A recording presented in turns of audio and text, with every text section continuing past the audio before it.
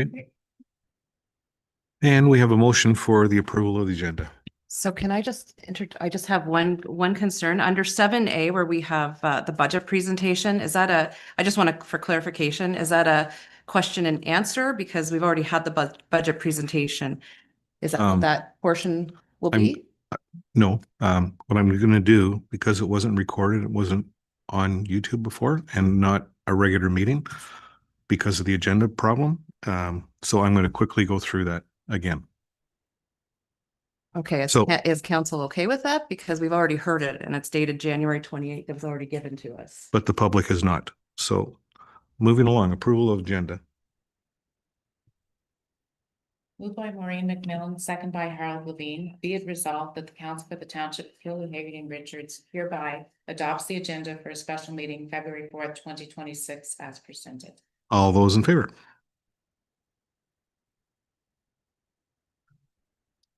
Can you put your mic on, please? No, if you're just going to repeat the budget presentation, you made your strong mayor budget presentation last week. The documents have been shared. To council, but not to the public. That was your choice. I don't want to be argumentative, but well, whatever. There was one person who voted for this agenda. So it failed. So what do we do? Call the meeting over? Send people home? You presented your strong mayor budget already. So it's on record? Is it on record? Last night you told the public last night that you presented your strong mayor budget. Okay. To save me from talking, sure. Okay. So the agenda is going to have to be amended to remove that portion of the agenda. So if you want to, there's resolution paper underneath my computer there. Well, just hang on a second. So that was part of my presentation of what I had said during the meeting. And now we're going to go through account by account, which was the secondary part of the agenda or secondary part of my presentation, which was not presented. So how do you want to word that? Do whatever you think. So I will skip. Very short. We'll go around the table. We shouldn't be spending our precious time here reviewing what we've already reviewed. Okay. You know that we're going to be going through this budget line by line. So having said that, I will skip the previous presentation and go right to the second part of what I was going to do. As quickly as possible. Of course.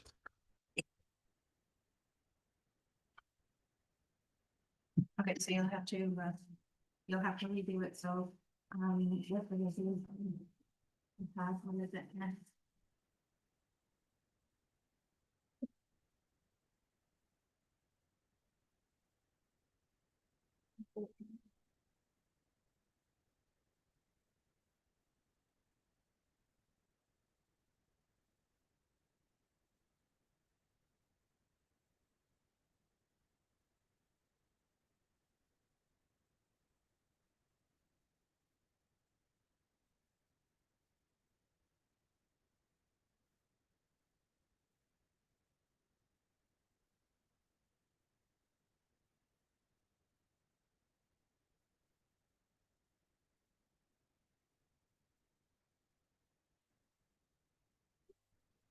Make sure you have one.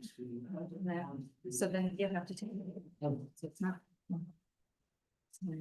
Just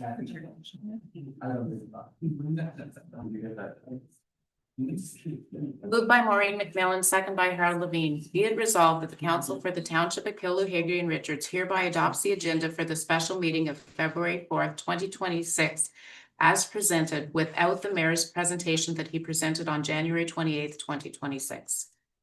All those in favor? Carried. So the First Nations land acknowledgement. As we gather here today, I would like to acknowledge on behalf of this committee and our community that we are meeting on the traditional territory of the Algonquin people. We would like to thank the Algonquin people and express our respect and support for their rich history, and we are extremely grateful for their many and continued displays of friendship. We also thank all of the generations of people who have taken care of this land for thousands of years. And please join me in a moment of silent reflection.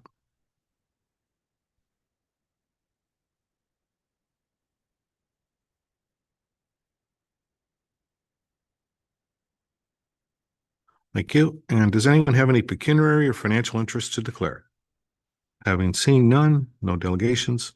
Resolution for the minutes.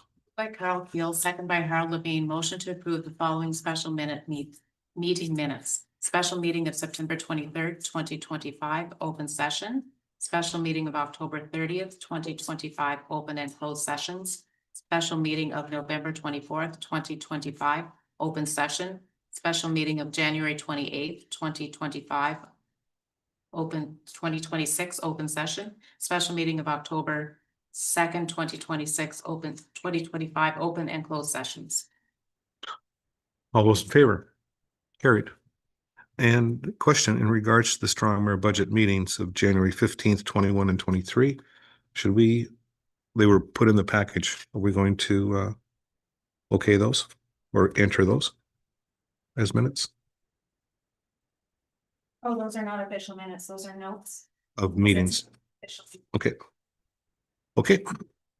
Now let's go to the second part of my presentation. So if you open up your provisional budget, you can go through. So as we're going through, just a couple comments. There are two options to increase our revenue. Either someone else does it or ourselves. So just going down, our OMPF has increased by $142,600. The OCIF has increased by $278,788. Fees and charges have decreased by $40,580. Environmental has decreased by $16,650. Recycling has increased by $60,000. Sewer has increased by $33,711. The water has increased by $41,278. Last year's reserve input was $86,387, and this year's was $43,830. Before we add reserves of $422,996, the increase was 6.8% on the revenue side. And when we add the reserve of $422,996, our percentage of increase is 7.7. Our growth for 2026 is 1.10. Now moving on to our expenses. Just a note, I would like to make the county's increase known, and it was 6.68%, and they used $953,741 for reserves.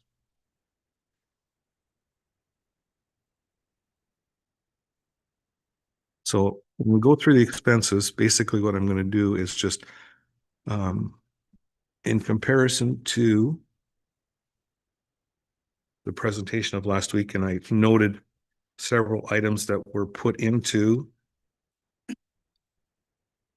the budget. I just wanted to show you where they actually went.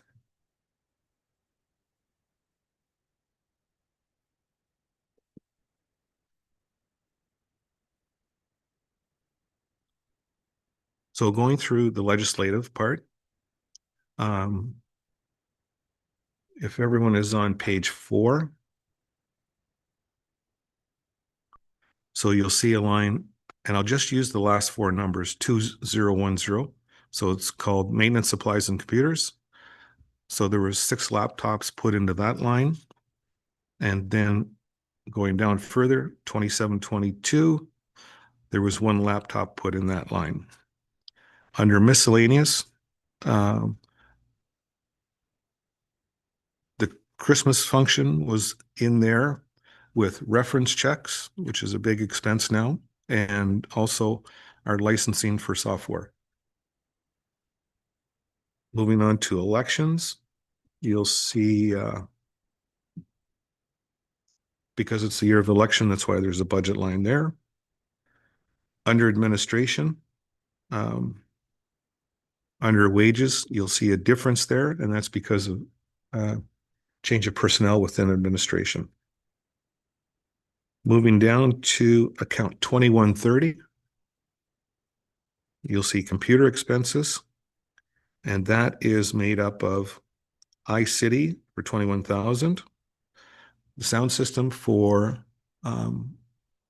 Chambers is 5,500, and an email switch is 2,500, and we've left 8,000 for miscellaneous in that account. Under consultant fees, there's an amount of $13,000 that was applied to the 20,000 in there. And just a comment in regards to, you'll see 4 numbers there that show $20,000. And in talking to staff, they feel very comfortable in leaving it that way.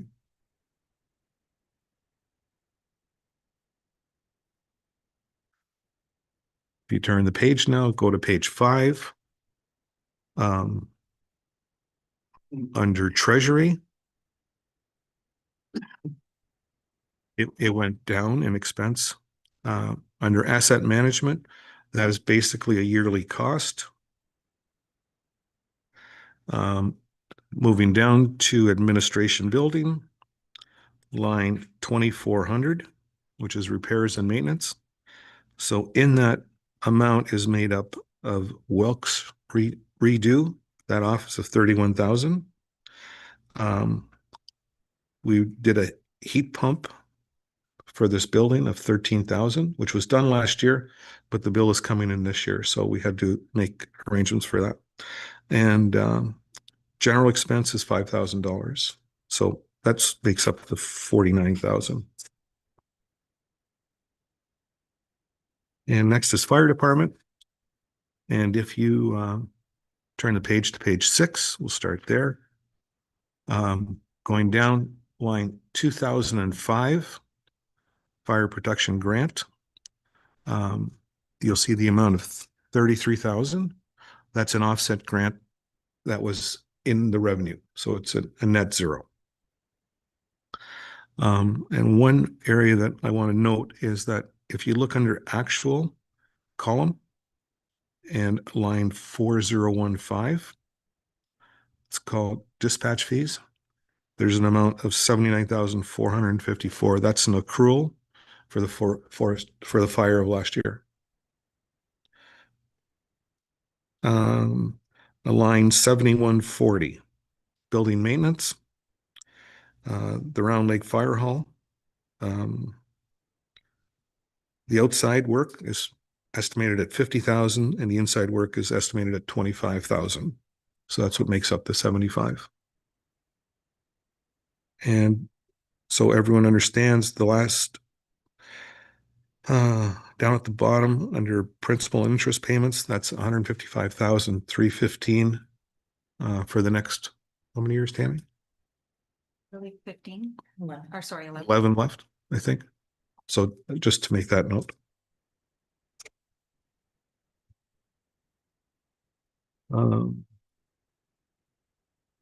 Building department, I didn't see anything to make note of.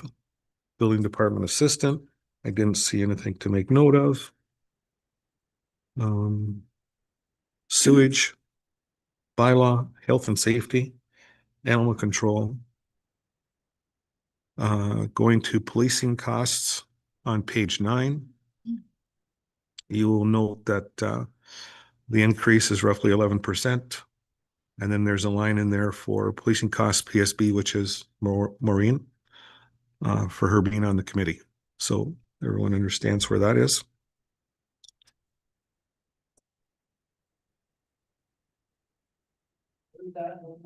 Sorry, on page 9, count 5010. That's the police services board.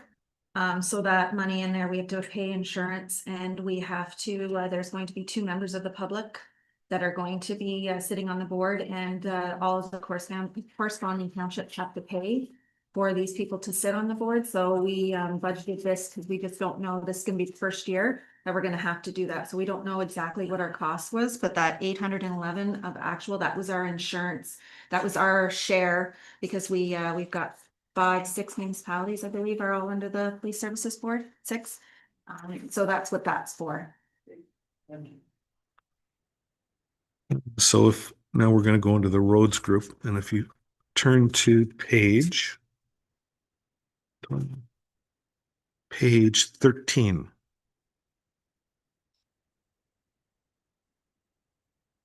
And under, if you can find account 3061, 2025. So there's a budgeted amount of $10,000, which represents 2 signs. Those flashing speed signs. And then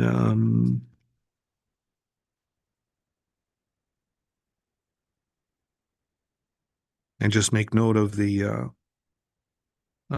road expense for potentially to do 4 roads. What was not put into this account was the Mask Road swamp area, which I think Dean's going to cover later on. You're not going to cover? Okay, but we didn't put that in. I think we talked at a previous council meeting in regards to digging that up and putting some special material in, but that was not put into this. That's on that separate page I gave you, things that weren't included. If you turn to page 14, truck 14, there will be an amount going in there, but we've already approved it, but we don't know the cost of the new truck. We submitted an approximate cost in there. Oh, we did? Yes. Okay. Okay. And again, if you go down where the grader and the loader are, none of the new costs that Dean had projected are put into that, because that's going to need council's approval.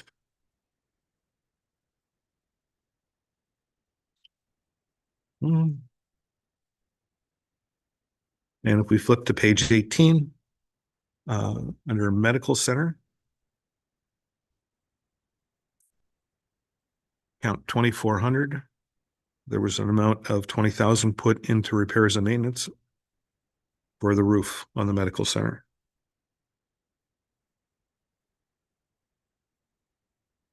And if you go down further to the library, you'll see the increase of 23,000, which was basically salaries.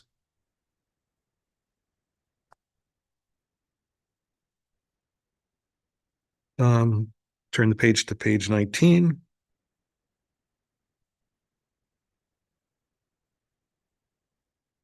Three items that were not included into this budget was the Killu rink of 80,000, the Round Lake rink of 300,000, and the station park wall was not included in that. The big one, of course, is the one at the very bottom, account 8,000, which is the ramp for the Round Lake of 175,000.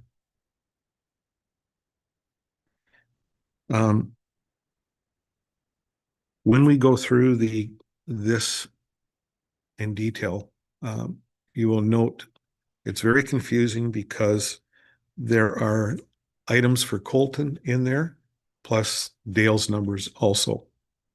And one thing I think we should look at in the future is to separate the two, either by description or by moving it to a different account, because it's confusing. Like, take, for example, account 7136, it shows $10,000 for a budget. So there's 5,000 for Colton and 5,000 for Dale. And I think that it mixes things up. The other note in outdoor parks is the fish stocking and the cleaning unit. That's all built in there already. And if we turn to the last page, under economic development, materials and supplies, that amount is basically The 16,000 represents swag for 8,000, the Lions for 3,000, and the art that's going to be out here for 5,000. The construction of that. That middle, you said 8,000 for flag and what? Lions for 3,000. He has a project with the Lions. Oh, sorry.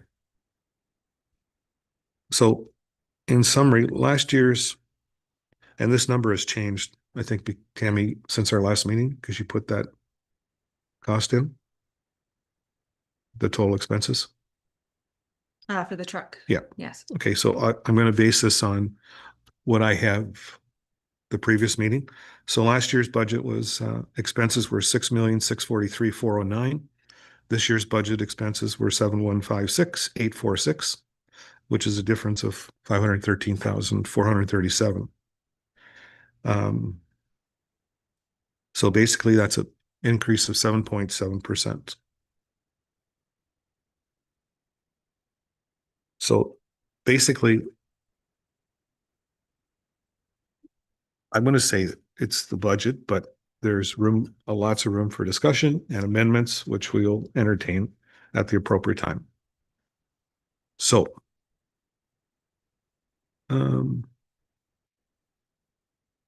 so that was basically everything that I had put onto the document that I had read that included all the extras, and then also the items that were not put in because it needs council approval to do all the big event items. So, having said that, do you have an agenda? Who you want to go first?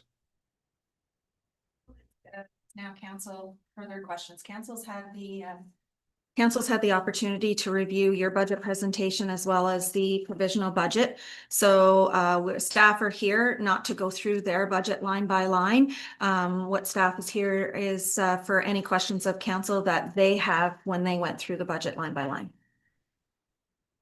Hopefully we have lots of questions.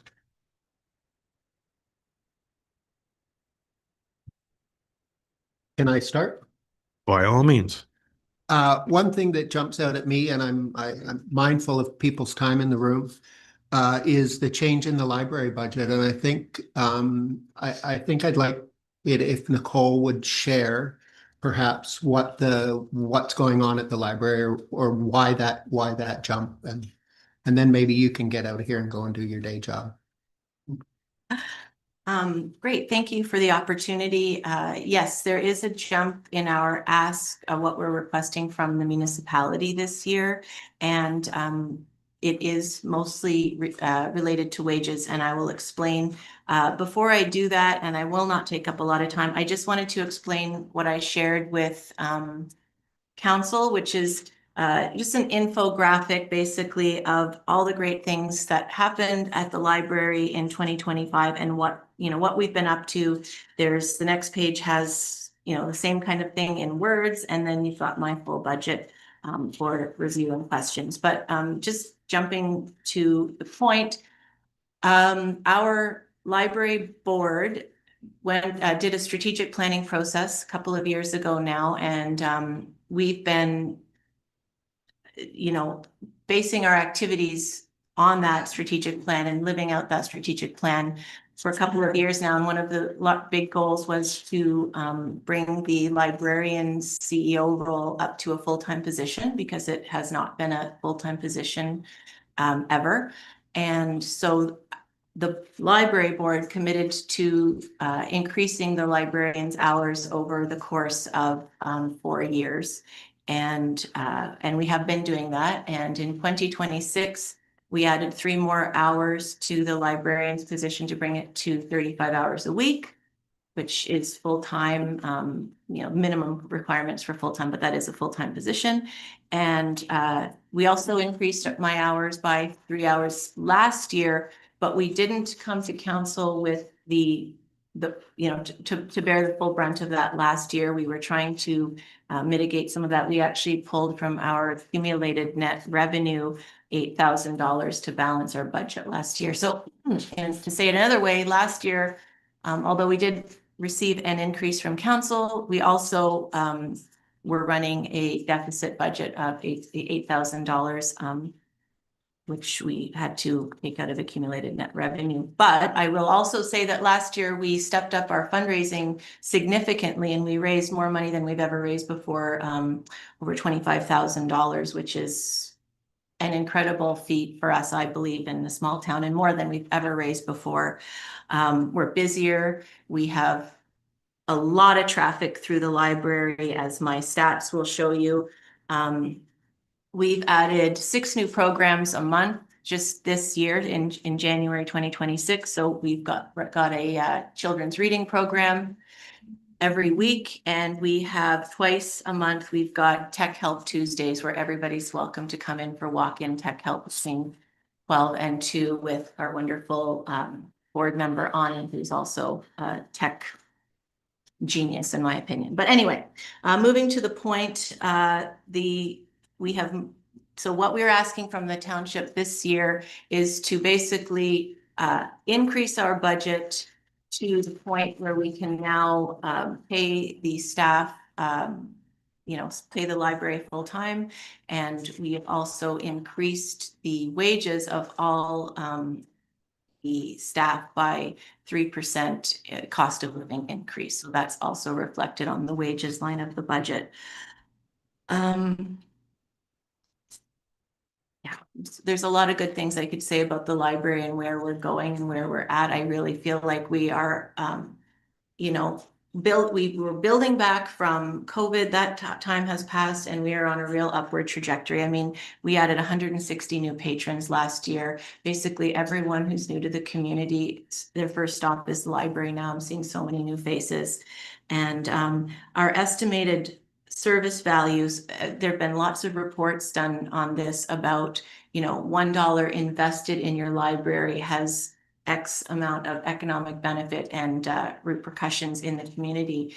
And based on our library and what you as the township invest into the library, the service value of our library is, for $160,000 last year, our total budget, $167,000 total budget, it's a value of almost $1 million to the community. $954,000, $141 is the estimated economic service value that we provide. So I am asking for more this year, but this is to equalize something that has been out of balance for a while. And I'm hoping that the council and the municipality will support this and help us to keep doing the amazing things we're doing. We have a lot of volunteers running amazing programs. We ran over 100 programs last year, and I know that there's going to be even more this year with the volunteers, but we need the staff help to make sure that all those good things happen. So when Nicole came to the table, thanks for that. When Nicole came to the table, I'm not saying that it's an endless pot, just give her whatever she wants, but my feeling was that it was an essential service to this community, and it's very important, and we need to support that as much as we can. And I did not think that council would have any objections to that, so that's why I'd put the full amount in. Sure, I could have bartered back and forth, but it's such an essential service we need it. So I would just echo that I feel indeed it is an essential service. And as I've said for more than a decade, it's more than just books, and now more than ever, we're helping people with computer issues, with tech issues, with accessing government services. We have a robust youth program, and we're feeding kids a hot meal, usually a hot meal once a week. And now we are also offering a healthy snack with our Little Ones Reading Club every Saturday morning. So we are doing a lot to support the community, and I do feel we are essential for all kinds of reasons. Thank you. Bill, does that answer your question? Yes, thank you, Nicole. Yeah. I just wanted it on the record. I kind of knew that, but I wanted it on record so people could see why we're doing the jump. Thanks for the opportunity. Brian. Yeah, sorry, Nicole, I just have one question there, and you probably already answered it, but I missed it. The increase will be for wages to bring your job up to full-time? Correct. And what about the rest of the staff? Will I also be full-time or? There's no other full-time staff. The other three staff members are all part-time. Everyone was given a cost of living increase in like at the beginning of the year everyone's salaries increased. We increased everyone's salaries by 3% as a cost of living increase, just to keep with the times. Yeah. Thank you. Mhm. Maureen. I just want to say publicly that I still think this is a bargain for the level of service. We have 4 staff that work out of the library, who are all amazing. The level of service provided out of the library, the amount of people that come in and out of that space, it's a bargain. So thank you for all that you do. Thanks for saying that. I agree. Is there any other questions for Nicole? Thank you. Have a good day at your real job. Great. Thank you very much. I got kids coming at 10:30, so I hope it's not too raucous in here. I'll try to keep them down. Okay, moving along. Harold, do you have any questions? Because I know you have to leave, right? Yeah. So you have no questions in regards to the budget? Brian?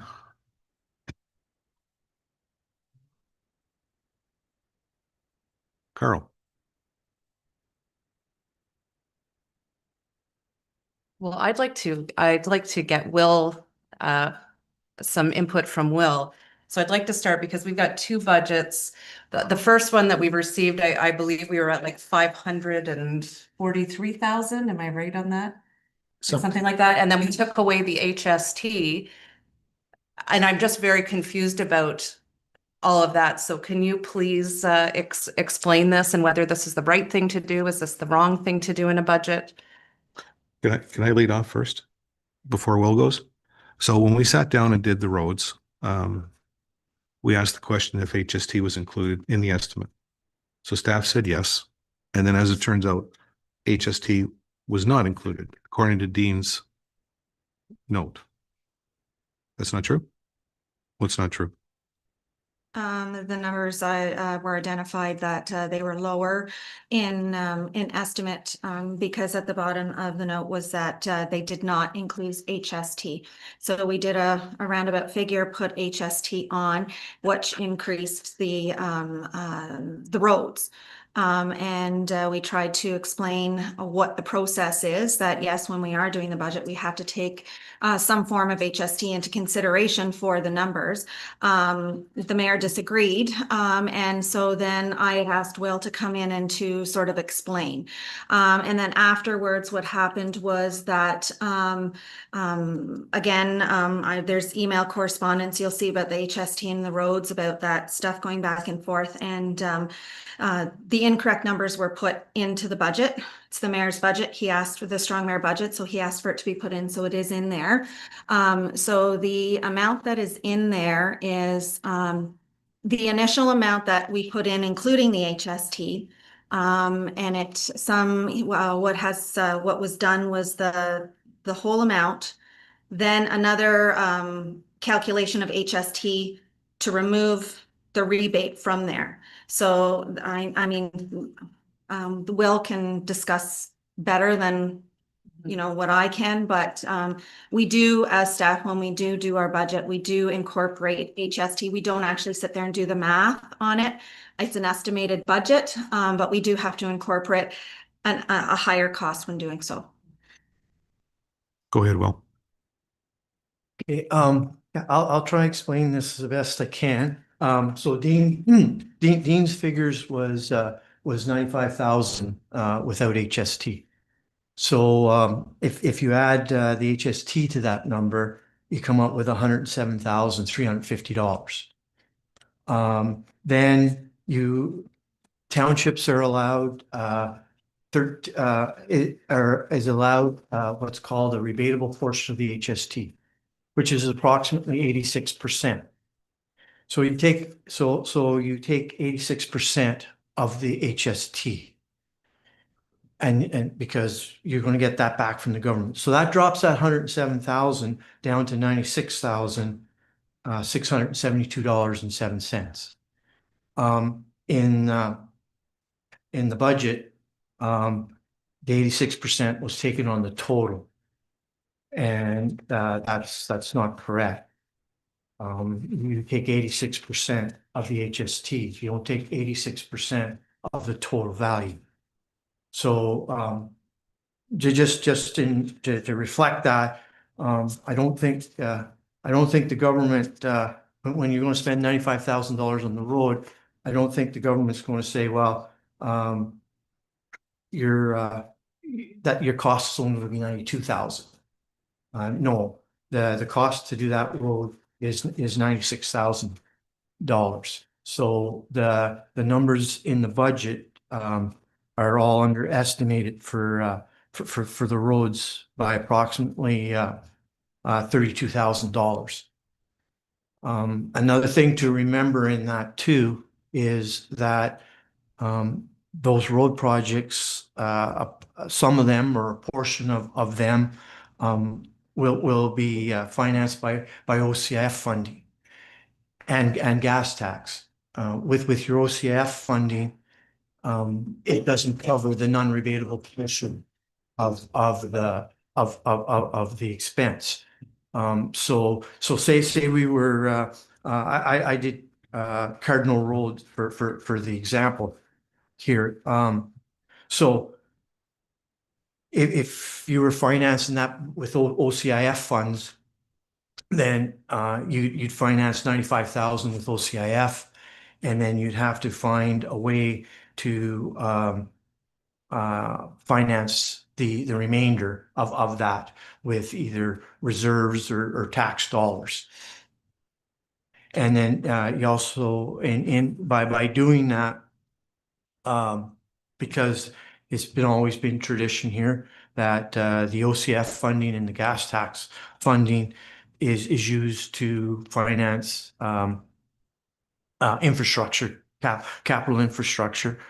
So that means that we've going by the original budget here, we've overfinanced those 4 roads. So that we can't have that. So that should have to be redone.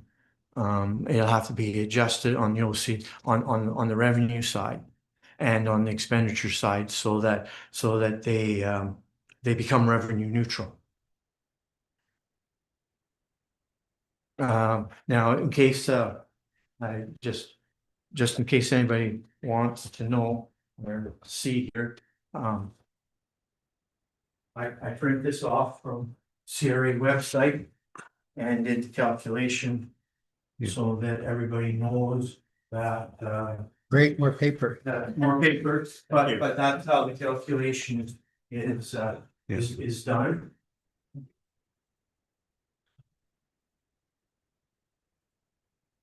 May I ask a question? Sure. So I'm looking at this budget we have here and it says the total of the 4 roads suggested is 646,245, $646,000. Yes. I think I just heard you say that that's underfunded by about $36,000 or $38,000. Is that accurate? If you go that way, yes. Yeah. Okay. Now if you go, if you put the correct numbers in, it's that 646 is works out to be $676,704. But that's based on the Public Works Superintendent initial estimate that he put in there. We can't determine because it is an estimate. It's We an don't. estimate, not a quote. Yeah. Yeah, correct. I get it. Okay. So in his history has been like any road super, you always want to go higher than as opposed to lower. He's very close 99% of the time, but there always is a tendency to go higher. And we want him to be that way. And then also just on top, based on that, between the gas tax and the OCIF combined, that's on the revenue side, that's been overfinanced by about $23,000. So you'd have to, so that's, you can't have that. But if we have if the proper numbers are put in, we'd have to find approximately $8,000 to finish financing those roads. I'm a little bit, can you explain what you mean by over-financed? It means we got too much revenue Okay, compared to the expense. okay. Because there's very, the township has signed contracts with the ministry for both the gas tax and the OCIF.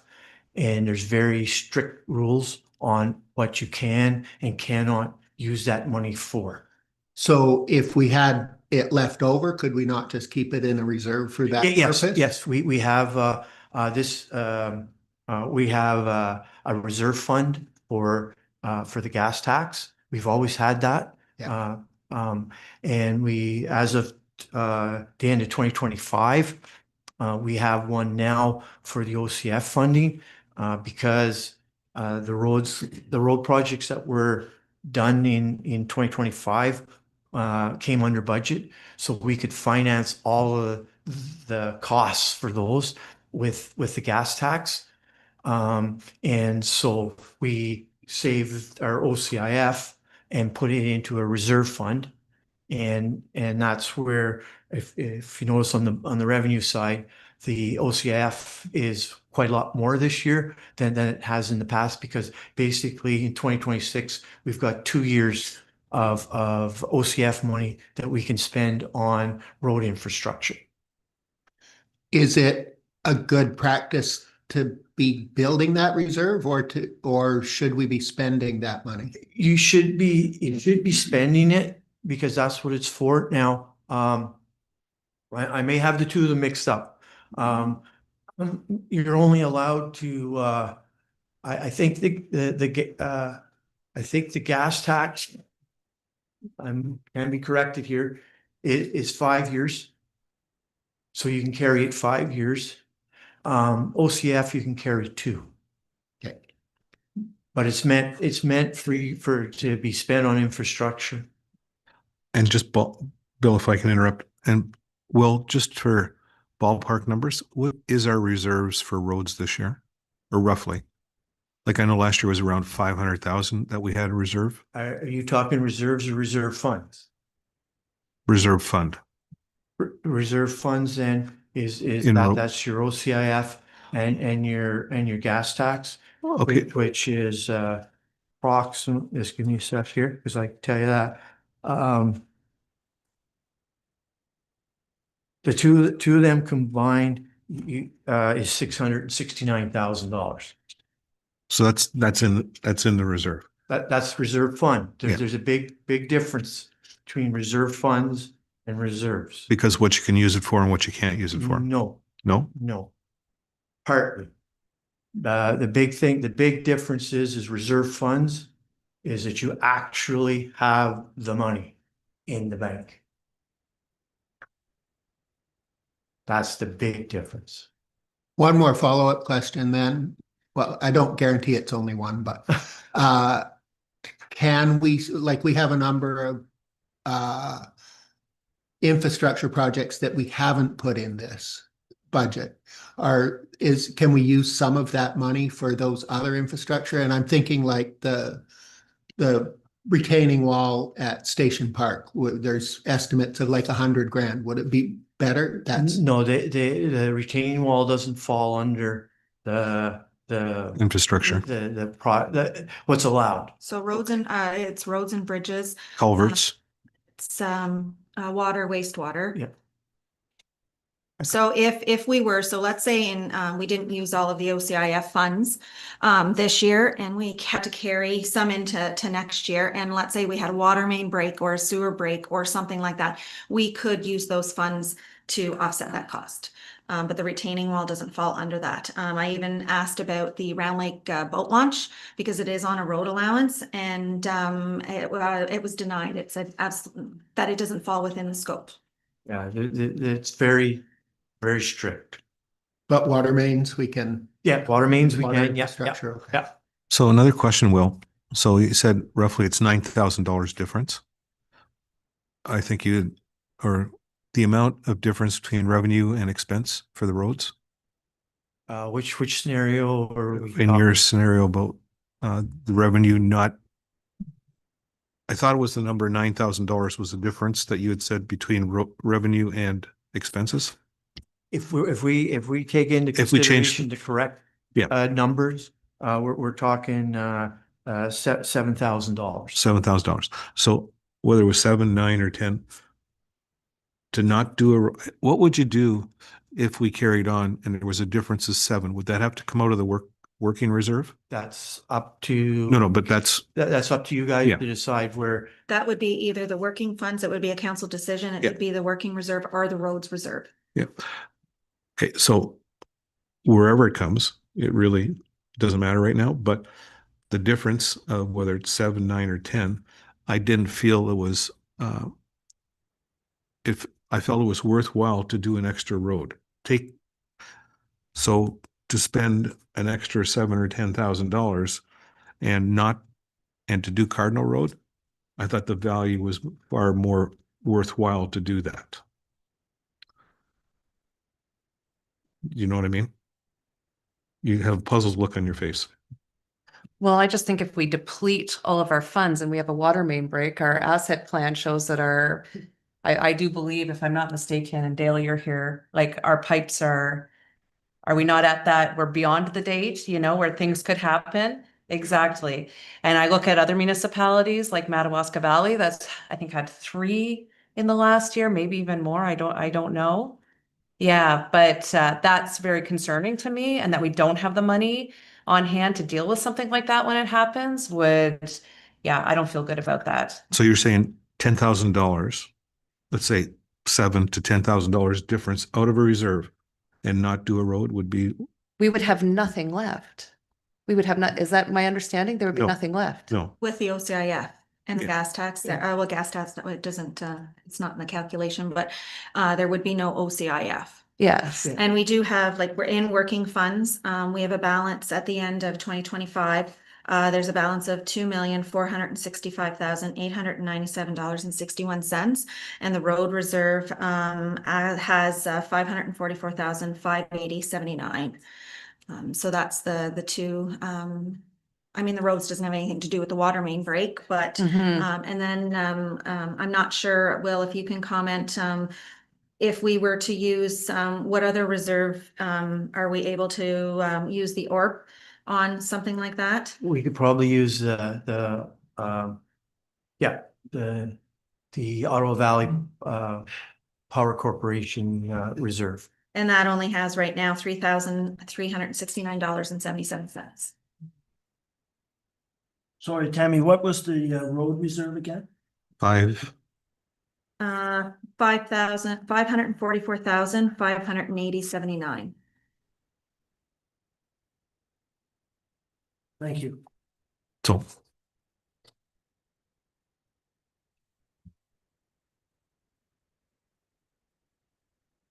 I get to keep going, I guess. your light's on. Well, when I look at this budget, there's a suggestion of a deficit of 422. We know that number might change a little bit when we put some real numbers in there, but is that reasonable? You've been telling us for years that we need to be putting money into reserves, and this is a budget that isn't putting money into reserves. It's taking money out of reserves to the tune of 400 and some odd $1,000. Is that a reasonable thing to do? Should we be cutting expenses? Sorry to put you on the spot.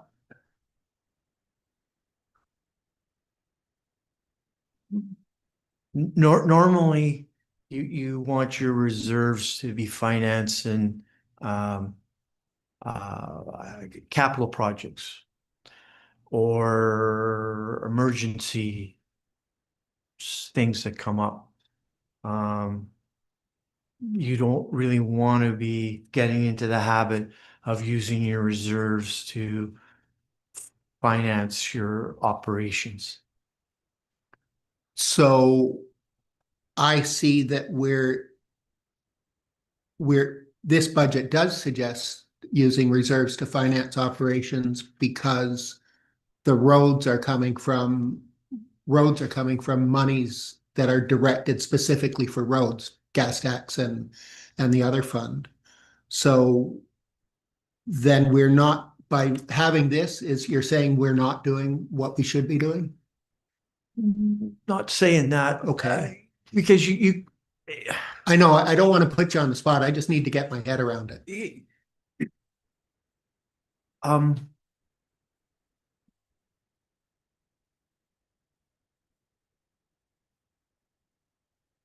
just try, for example, how about an example? So, I'll pick on Bob here, okay? Is the way that you can look at reserves and using the reserves too, okay? Is, um, last year Bob budgeted for, it was the inside of the Round Lake Fire Hall to be done. And, Dale was unable to find anybody to do that. So that project didn't get done. So therefore, in 2025, we were able, just because of, um, uh, good fiscal management and some good luck, in 2025, we were able to put some money into reserves. So, so in a perfect world, that savings of Bob's for that project, it went into reserves. So it's not a bad thing to take that money out of reserves in 2026 to fund that project. Okay, So you have to look at why you're taking that money out of reserves. Are you taking that money out to help fund projects that previously hadn't been done? Or are you taking money out of reserves to fund operations because you're in your budget, you've instead of looking at whether it's a want or a need, you got too many wants in that budget, and so you're taking money out of reserve, you're depleting your reserves to meet those wants rather than meeting your needs. okay. And yeah, I guess there's still a number of either wants or needs, however it's characterized, that we haven't added into this. So that number, once council goes through and identifies more, that number could go from 422 up to who knows how much. Exactly, yep. Maybe one more follow-up question. Would it be a good idea, because I think you've told us, and I know you've told us in the past, we should be putting so much money into reserves every year. For capital projects, should that be a planned expenditure? Like, should we have a line item saying this is what we plan to put into reserves every year as a part of our budgeting? A lot of municipalities now do that based on their asset management plan. They if they can afford it, make it work, they do. But that's something that council should look at. Now, on that note too, okay, just to elaborate, back in, I took time and I took a look at things this week, and back in 2000 when amalgamation happened, this township only had $100,000 in reserves. And now at the end of 2025, we have 4.5 million. I took some time and I talked to some people at our office. I also talked to a municipal consultant, and they were very amazed that this township was able to do that over that 25-year period, to build up from a meager $100,000 reserve balance, which now would barely pay for a road, let alone a new tandem truck, to what we have now. So in that regard, you guys are looking, you know, in a nice position. At 4.5 million in reserves. So just to add to it, as I said earlier, in the county's budget was a 6.68 increase, and they used 900 plus thousand out of the reserves to balance their budget. To add to that, in 2023, we had a 5% increase, and at that time we took out 990,000 out of reserve. So, and it came back. The year after we took out, we did a 17% tax increase and took out 545,000 out of reserves. Sorry, that was the budgeted amount to balance. That Okay. wasn't an actual. No, budget. That wasn't an actual, yeah. No, I'm saying budget. And in 2025, we did a 3% increase with 334,000 out of reserve.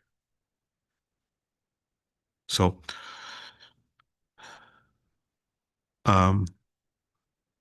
so am I getting the flavor that you don't like the budgeted roads amount? Not necessarily. I want to make sure we can afford everything without draining our reserves. Yeah. You know, So and I mean, there's a lot of things that we've identified that aren't in here. You know, and some things that have been identified as the wall is going to fall down. You know, that's something that Dale has said for several years now, and it's going to at some point. So I want to make sure that we put the important things in there. And it doesn't have to do with the roads. It just has to do with the bottom number of 422 or 450 or whatever it is, to make sure that we're getting our important projects funded and not less important projects. I realize all of our roads need to be repaved and all of our infrastructure needs to be upgraded, but I want to make sure we're doing the right things. So if we wanted to, we could, you do have availability. We could ask Dean to go out and get his quotes for these roads, which would be, you know, precision as far as number, dollars and cents. And it would alter, I'm assuming it would alter a downward amount. So he could get his estimates at this time for these 4 roads. And then that would give you a better picture of what the real actual amount will be down the road if we do the 4 roads. So that is a possibility. I would suggest that I'd like to see us go through the budget and put in everything that we need to put in and see where we go and then make decisions about what we might need to cut out. I remember Dean saying last year that something, I don't want to misquote you, but it was, we can't go to tender and then say, oh, we're not going to do the roads. Is that correct, Dean? Or something like that? Yeah, Bill, in my experience since I've been here or whatever, it's kind of, you know, on certain projects where we're getting grants and stuff like that, yes, we do get quotes on that. But if I get quotes on 4 different roads and we didn't even tender it out, that's kind of a waste of their time. And there's only a certain amount of contractors around this area that does paving, probably 3, and they don't want to come from Ottawa or wherever come to do our paving. I just think, like, I give estimates and it is just an estimate. It could be lower, it could be higher, just based on the price of material. So I think if I went out and got, you know, all these prices for roads and other infrastructure, whatever that people want, council wants, I think it's a lot of contractors are going to shy away from that as far as I'm concerned. I don't think the county does it. I don't think anybody else does it in Renfrew County. Could be wrong, but again, this is my opinion. The county has, and they've issued five people to go check, and the tenders have come back really low compared to last year's prices. They're the same price for asphalt. So they're jumping all over this now to get everything booked. That's why the pricing is really good right now for asphalt. So I just thought I'd share that. Yeah, no, for sure. And then, like I said, I'm not an engineer by any means, and like county staff has a lot of engineers on site, so they're more Mhm. in depth with what the project details. So this is, like I said, just an estimate Yeah. from my previous history. Yeah. Right? So No, I totally understand. I just shared that about the county because they're acting on it now, and it was reflective in their budget, along with the fact that they've lowered their PCI rate down even more so this year. I get it, but being a smaller municipality, we're a lower tier. They're a higher tier municipality. When we put roads out for like Yeah. $50,000, $90,000, it still means that we're going to get it done. But when the county puts out for like $5, $6, $8 million jobs, I think they're going to jump on that first before they come and get to KHR. That's No what I'm question that has an effect. Any other comments on the roads?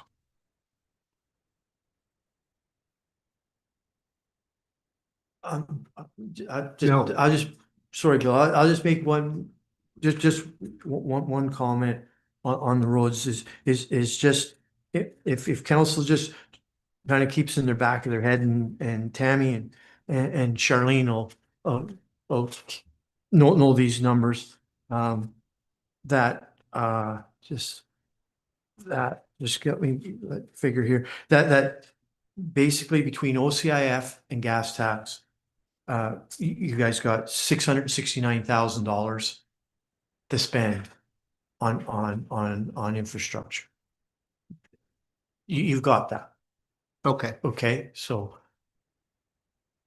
And infrastructure means roads, bridges, culverts. Water. water main, water and Am sewer. I missing anything else? That's about it. That's the nuts and bolts of it. And like technically, we could not even use that for potentially, which is an item I forgot to put on my list, was a new roads building. We couldn't even use that money for a building. Is that right? Because I think we checked that out before. Yes, yeah, Yeah. you can use it on the water and sewer buildings because Yeah. that's part of their infrastructure The building is an asset. bill as being used, but for roads garage, no. okay, thank you.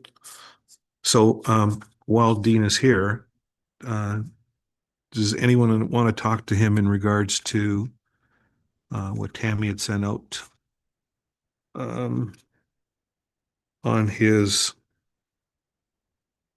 trucks? Well, not the trucks. I want to go back to the roads because I see Pecos. Okay, so what in your opinion, because you usually give us a list of like, which roads really need to be repaired. Those are his 4 lists. That was his 4 roads. Those are your top 4. And is there a specific order? No? Okay. But Pekoski Drive is on the asset management plan and we're overdue to do that. Okay. Yeah, all 4 roads are on the asset management plan and all 4 roads are overdue. Okay. And which portion can I just, from Simpson Road to our turnaround? Okay, never mind. I got that.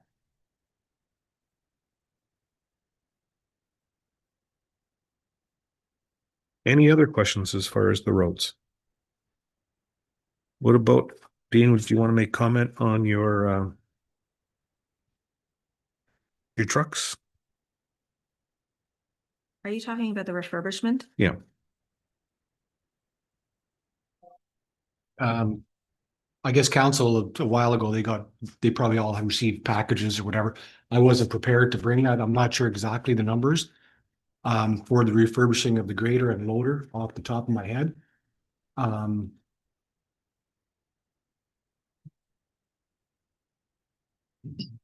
it just depends on what council wants to do. There's different options. I got basically the basic options or whatever for both the grader and the loader. The loader is 2010. The loader is a 2010 and it's 16 years old. It needs quite a bit of work. Like I did give council a presentation quite a while ago with the refurbishing. So we sent it out and they do what we want. They take it down to the bare minimum and they put an engine in it if you want, differentials, they sandblast it, and it's basically, I think council like did see that like a while ago, probably last year or whatever. Basically it comes back as a different unit.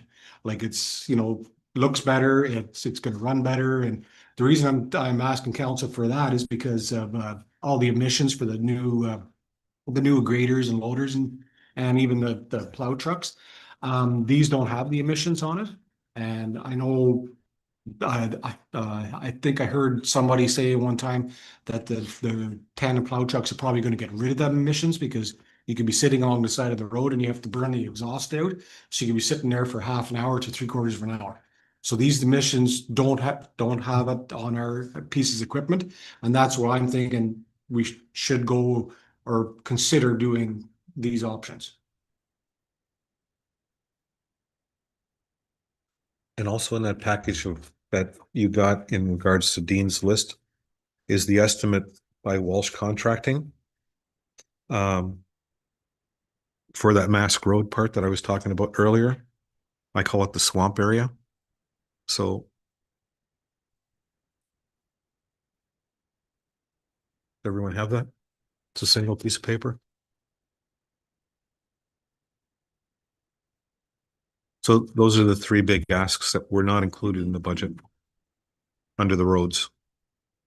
So just to make sure I totally understand this, because there's a lot of paper here and a lot of numbers. We have this Brent tractor quote here, so to redo which one is this, the loader or the grader? It costs 300, the estimate is 354,000, but to buy a new one is 615,000, is that what you're talking about? Roughly, yes, Bill, yes. Okay, so that was one of them, and the other one is to redo it, it's 291, and to buy a new one, it's, I don't know. Oh, I see, you've put up prices to purchase a used one between $339,000 and $399,000, or to refurbish it, it's 200, so a savings of about $100,000. Correct. Okay.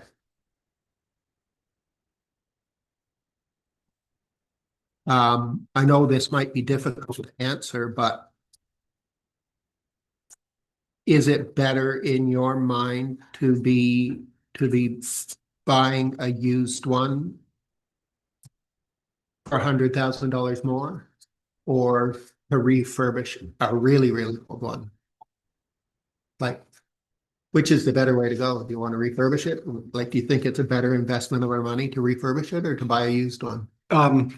I would say it's probably better, in my opinion, to refurbish it. Just being, if we do buy another piece of equipment, we don't know, like I know they do the inspections and stuff before you purchase it, but we know what we got. That's what I'm thinking.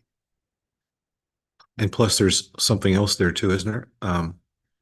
Not just the familiarity, but you talked about some devices inside or something. I just mentioned that there Okay. with the emissions and stuff. Yeah.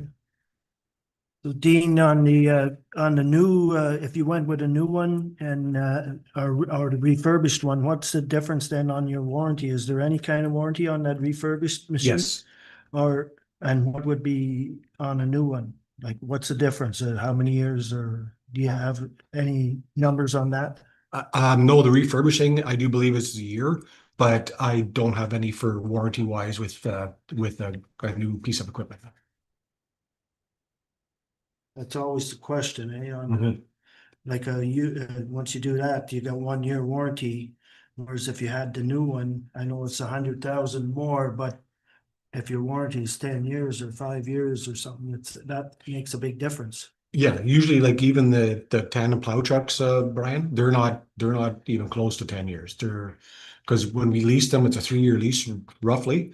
But it's usually a year. Like I have to look at it to see if there's things changed or whatever, but So it's you're saying it may not be too big a difference then? no. Okay. I would have to look at it though, just to confirm for sure.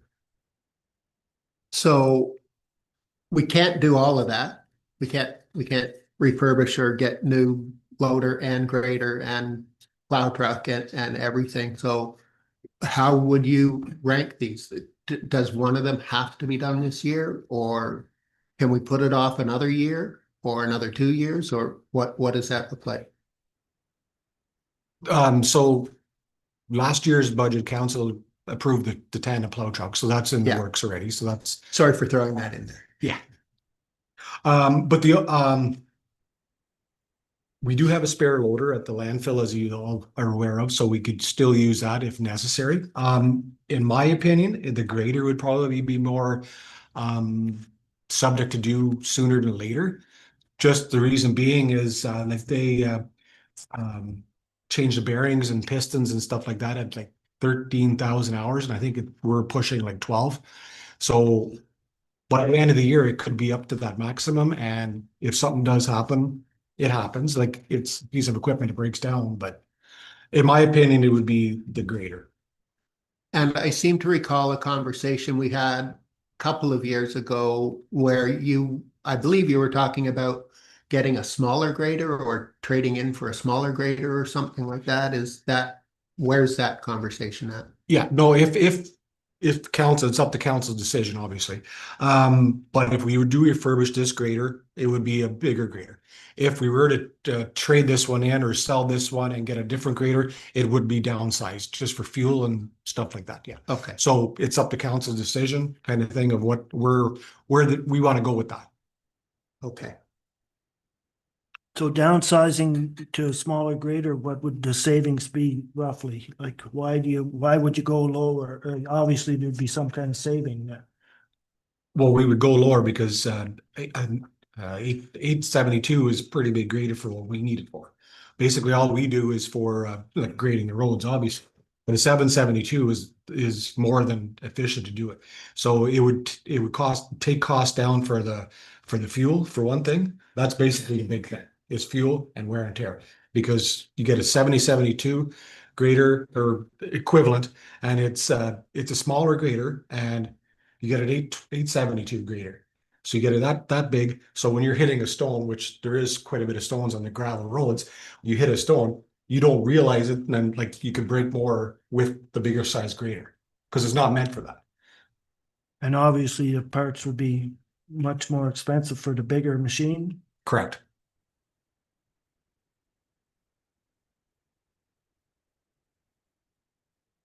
We got a lot of decisions to make. Any other questions of Dean? Maybe a question of Will. So if we went with this, say we went with the, oh, that's the grader, the loader, whatever, $350,000. How are we going to pay for that? So that's to refurbish it. Your best bet would be is that because it's a major job, that would we classify that as capital because it really is. And what you could do is go through Infrastructure Ontario and get a debenture. And right now, interest rate would be approximately 4% on that, on a debenture. Over how many years would you think that would be? That would be how many years do you think that you get out of the grader after being refurbished? How do you use that? Yeah, Oh, it's hard to tell, Will. I'd say, well, we've had it since like 2010, so so you'd probably go because you can't take the debenture when you're taking a debenture out to finance something, you can't take the debenture out longer than the useful life of that asset. So I'd be saying you'd probably be looking at 10 to 15 years. So then that could be a payment of about 40 or 50 or $45,000 per year, something Yeah, like I that. could run you that kind of numbers. But if need roughly in be. that Yeah. neighborhood, that's what Yeah. we'd be looking at. I can tell you, you just give me a sec here. So for 10 years, you're probably looking Yeah, in that neighborhood, about 60,000 in there. Okay, And just to follow up on that, if council does go with the refurbishing of a grader or whatever, we just keep that in the back burner, then we'll definitely have to be renting a grader as well for the summer. How long is that process, Dean? Would it a couple months or over the whole summer to refurbish it? It depends on their availability, Brian, but no, it usually takes between 4 to 6 months. 4 to 6? Yeah. Okay. So will the interest rate you said is 4%, which is a good rate nowadays? Would you be happy with that rate? That's going rate. Yeah. Tammy and I asked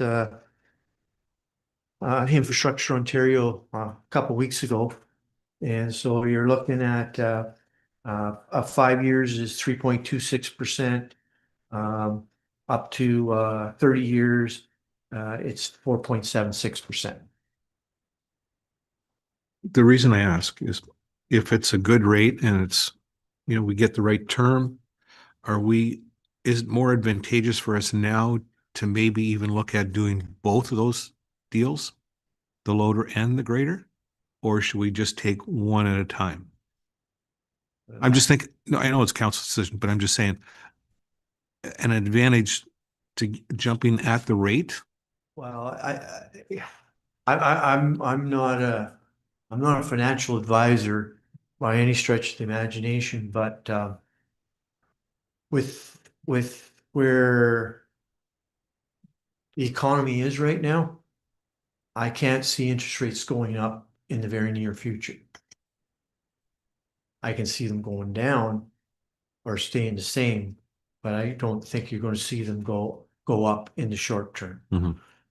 So I wouldn't be jumping at this just because of the 4%? the rates. Okay. So potentially they could go down even further. So, and would we be able to say, if we do one of these this year, would we be able to do another one next year and maybe get a, type thing, like stagger them? You go, it's up, as long as you guys stay within your debt repayment limits set by the ministry. Yeah. I don't think we're gonna be here next year. We have an election in about 263 days. So- I have a question when it comes to the Infrastructure Ontario. So right now we have a fire hall debenture. So that takes up some of our funds available. Now, if we flip in the loader and the grader, that limits our funds. Yep. What is the option for the township if we have an emergency? And we need money and we need to debenture. Yeah. $4 million isn't going to get us too far. That's right. That's the other, that's the balancing act that you guys are looking that you have to balance. So is your debt repayment and your future obligations to that. So you don't want to leave yourself short by any means. Yeah, because of potential. Because if something happens and you don't, if you've used all your debt repayment room, and something comes up, the only avenue you got then is to raise taxes. Will, I have a question there. Previous you mentioned about our amount of that we are allowed to borrow or what? Yeah, your debt repayment. Yep. So what is that amount? We don't know that yet. We haven't received that information. Yeah. What happens there, Brian, is once the 2025 FIR is completed and sent in, the ministry as part of their process of looking at the FIR, they will then let the township know what their debt repayment is. Okay, Okay. I'm so it changes It year to changes year. yearly. Yeah. just for clarification, would you happen to just remember off the top what last year's was? I could get that for you, but I It don't would, have it handy. it would just give Brian some context to what you're talking about, whether it's X number of dollars or whatever. And I can't remember what the amount was on the report. Do you remember, Tammy? You know, you look at it, but you really don't retain it, but It'll come out, usually it comes out, early fall. Now, I could probably give you a ballpark figure once the, once the 2025 FIR is completed.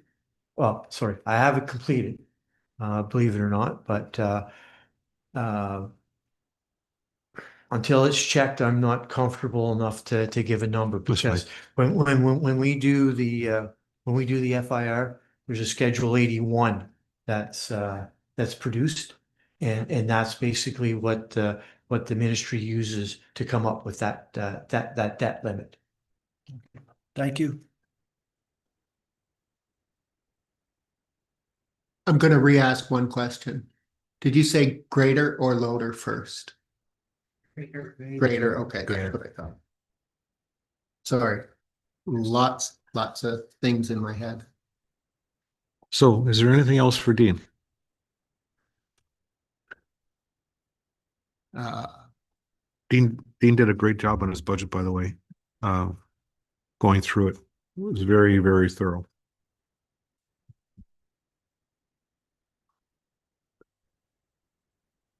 I just want to flip for a minute, sorry. Well, there's lots of accounts there. And you know, really, last year, the actual compared to the budget, and that was a heavy snow year last year. Maybe not as much as this year, but it was pretty good last year, and he was still under budget, so it was a good. I don't see, I didn't mark anything else.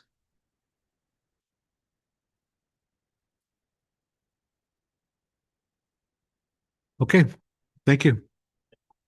Tyler, how about you? And Brandon? Uh, can we take a 5-minute break? Oh, sure. Sure. We'll take a 5-minute break now. For the old men in the audience.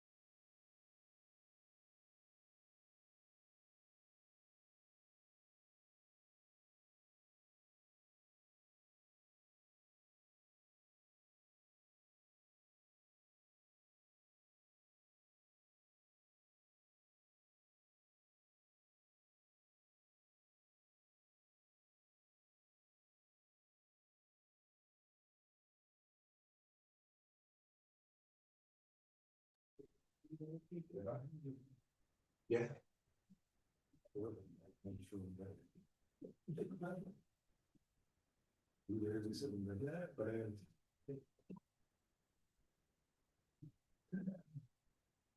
Welcome back, and it's 10:37. What I'd like to do now, Tyler is up next, but Harold, I know you have to depart at 11. In regards to the budget, not in any order, do you have questions like as far as the parks or the rinks or any of the stuff that has been added?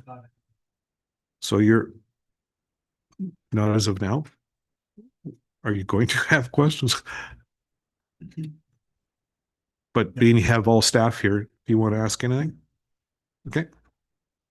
So Tyler, you're up.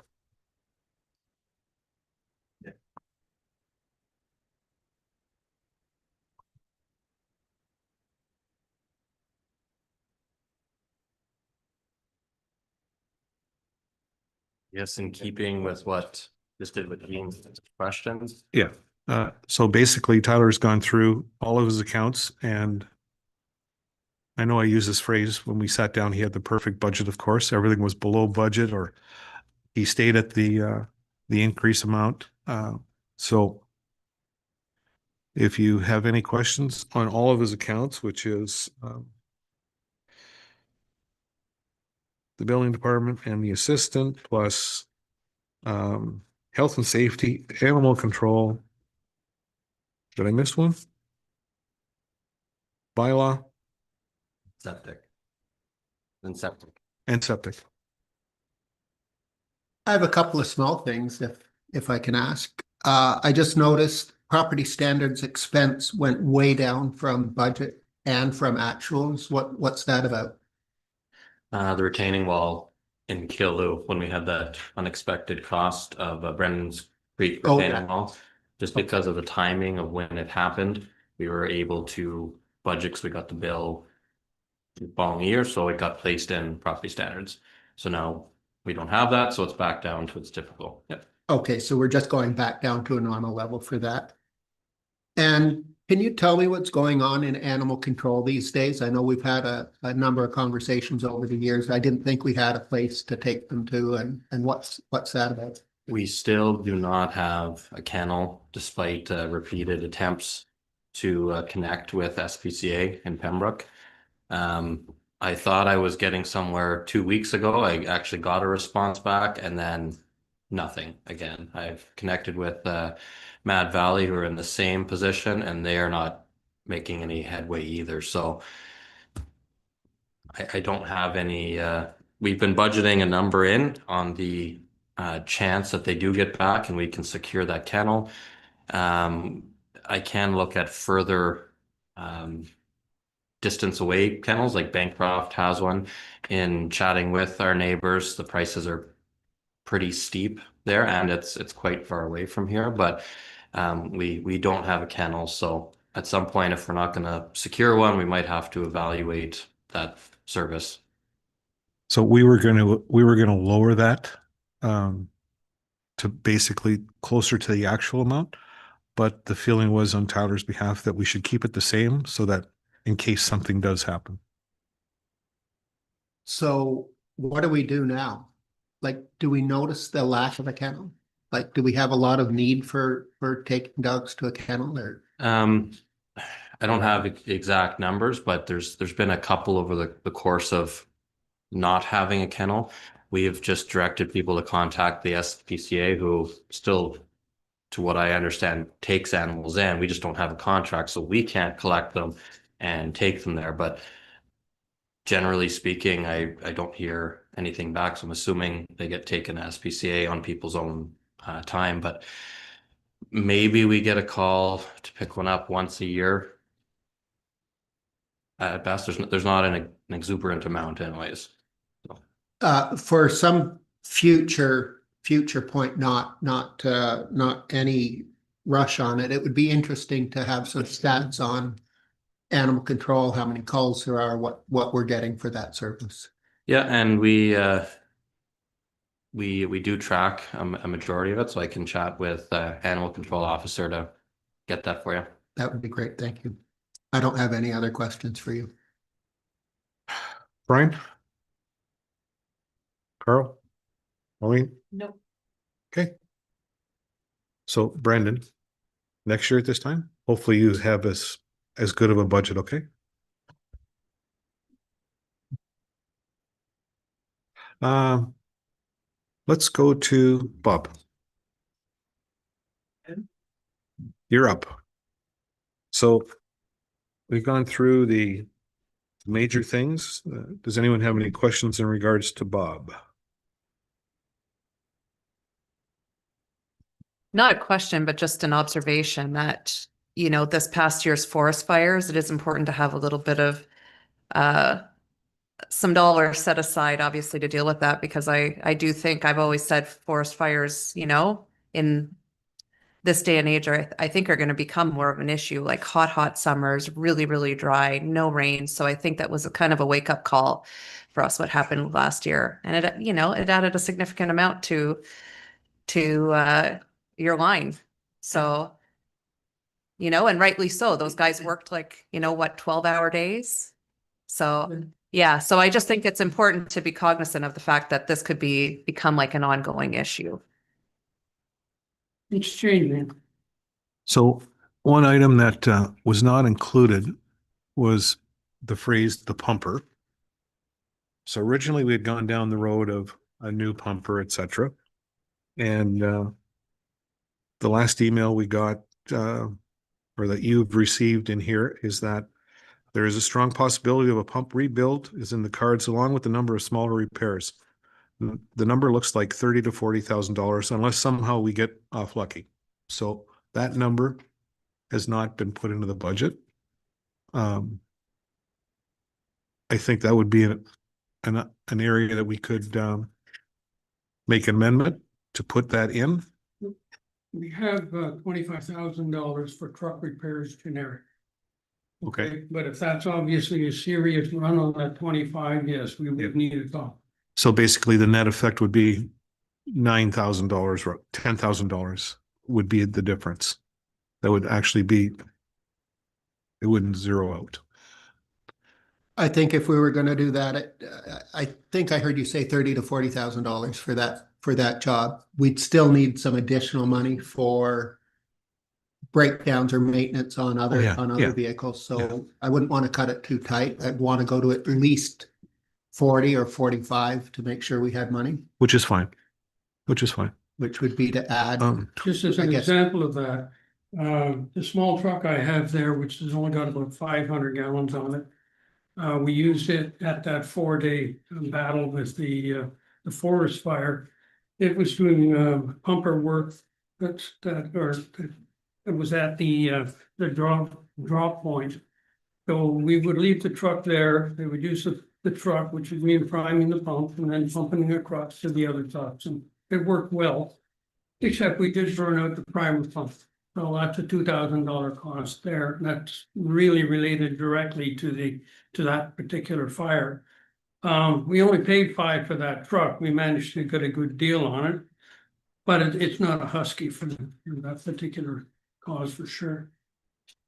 So if we were gonna do that, it might be safest to bump the line 2,400 repairs and maintenance from 25 up to 45, and that would give us money for the refurbishment and Yes, I would think so. and any unforeseen maintenance. With hopefully a surplus left over at the end. Hopefully we don't spend it, but we'd be in a better position. I don't know, Tammy or Will, if you had comment on that amount. I just pulled it out of the air, so. That sounds reasonable.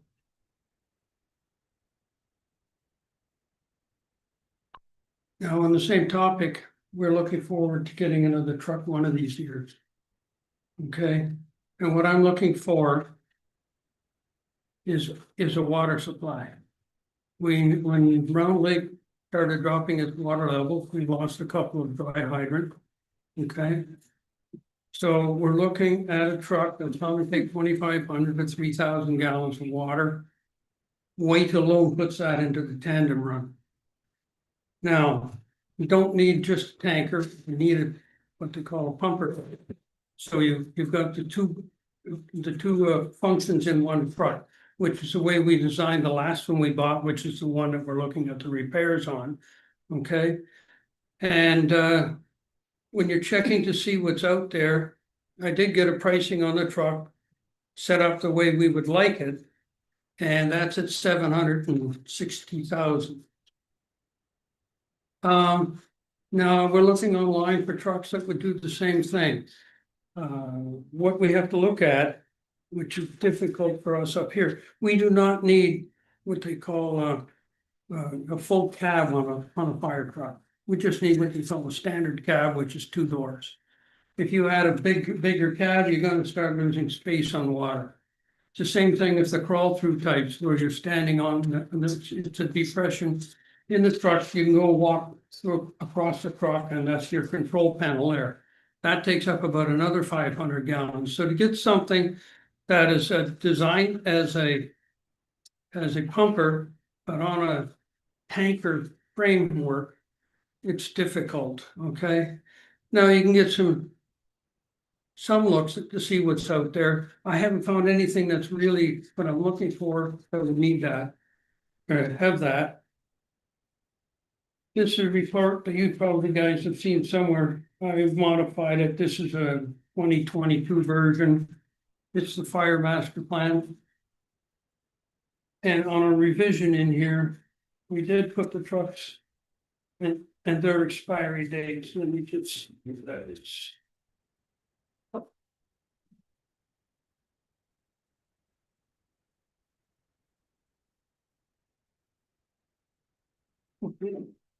At the time, we had 7 trucks.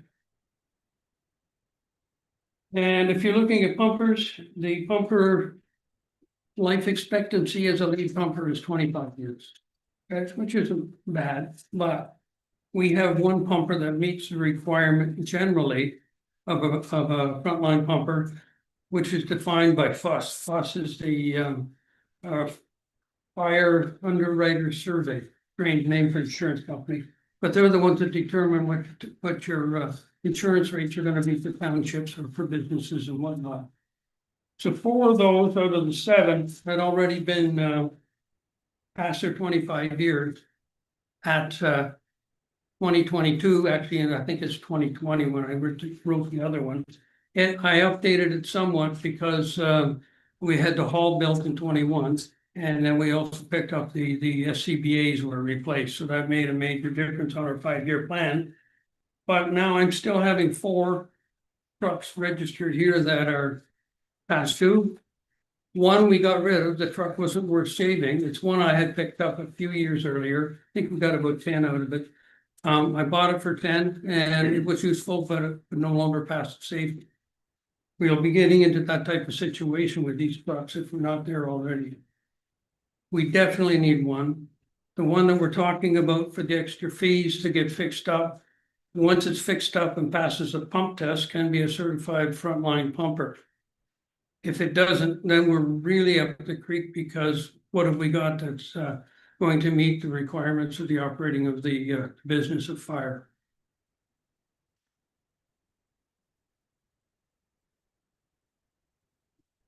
Okay,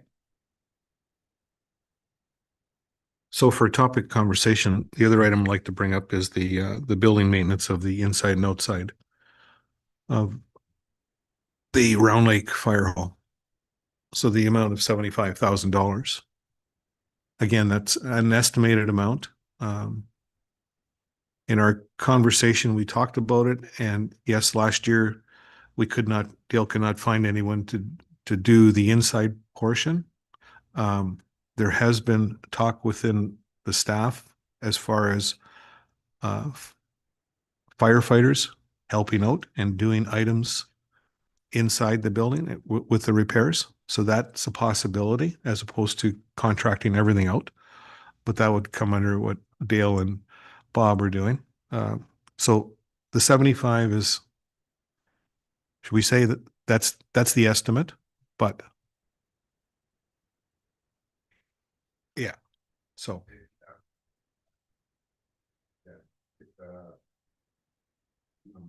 But the film and In addition to that, the feeling is that it's an asset to the township. The building is. The building is an asset and it's deteriorating and we need to do the repairs. Or else it could get worse and we could end up with another situation like what we have at the roads department. So that was the feeling among the conversation. So Staff did recommend that we do one project this year and one project next year. But then it was felt that the mayor wanted to have the both done at the same time as the same sort of understanding with the roads as well. So I would just want to hear before we say yay to this, I just want to hear all the other things that need to be done in the township so we can make a balanced decision. So, and I know you'll cover that. Yeah. As for the inside, yeah, the inside, it is our evac center. Seeing it up is a good idea. The outside, it's a cosmetic thing at this point. It's might save a little bit on heat over the period of the year, not gonna take a long time to save $50,000 of heat. Yes, there is more important things in reality, like is brought up earlier, the wall. That is a much more critical thing than making the outside of the fire hall look prettier. It is a block building that tends to last for a very, very long time. I've seen an estimate of $100,000 for the wall, but is that a good number or are you talking in Kilda at the? yeah? Okay, The Station Park retaining. Okay, we're not to deal yet. We're gonna stick with the fire department. Any other questions for Bob as far as his budget?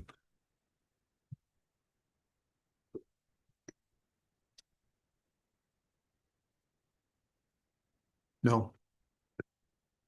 Do you want to bring up anything? Or are you okay? We're okay. I think we covered the repair for the, We've got a couple of guys that are willing to do the interior at this point. And they can add a couple of guys to the crew as required if necessary. so I don't see any other questions. Thank you very much. Now we're going to go to Dale.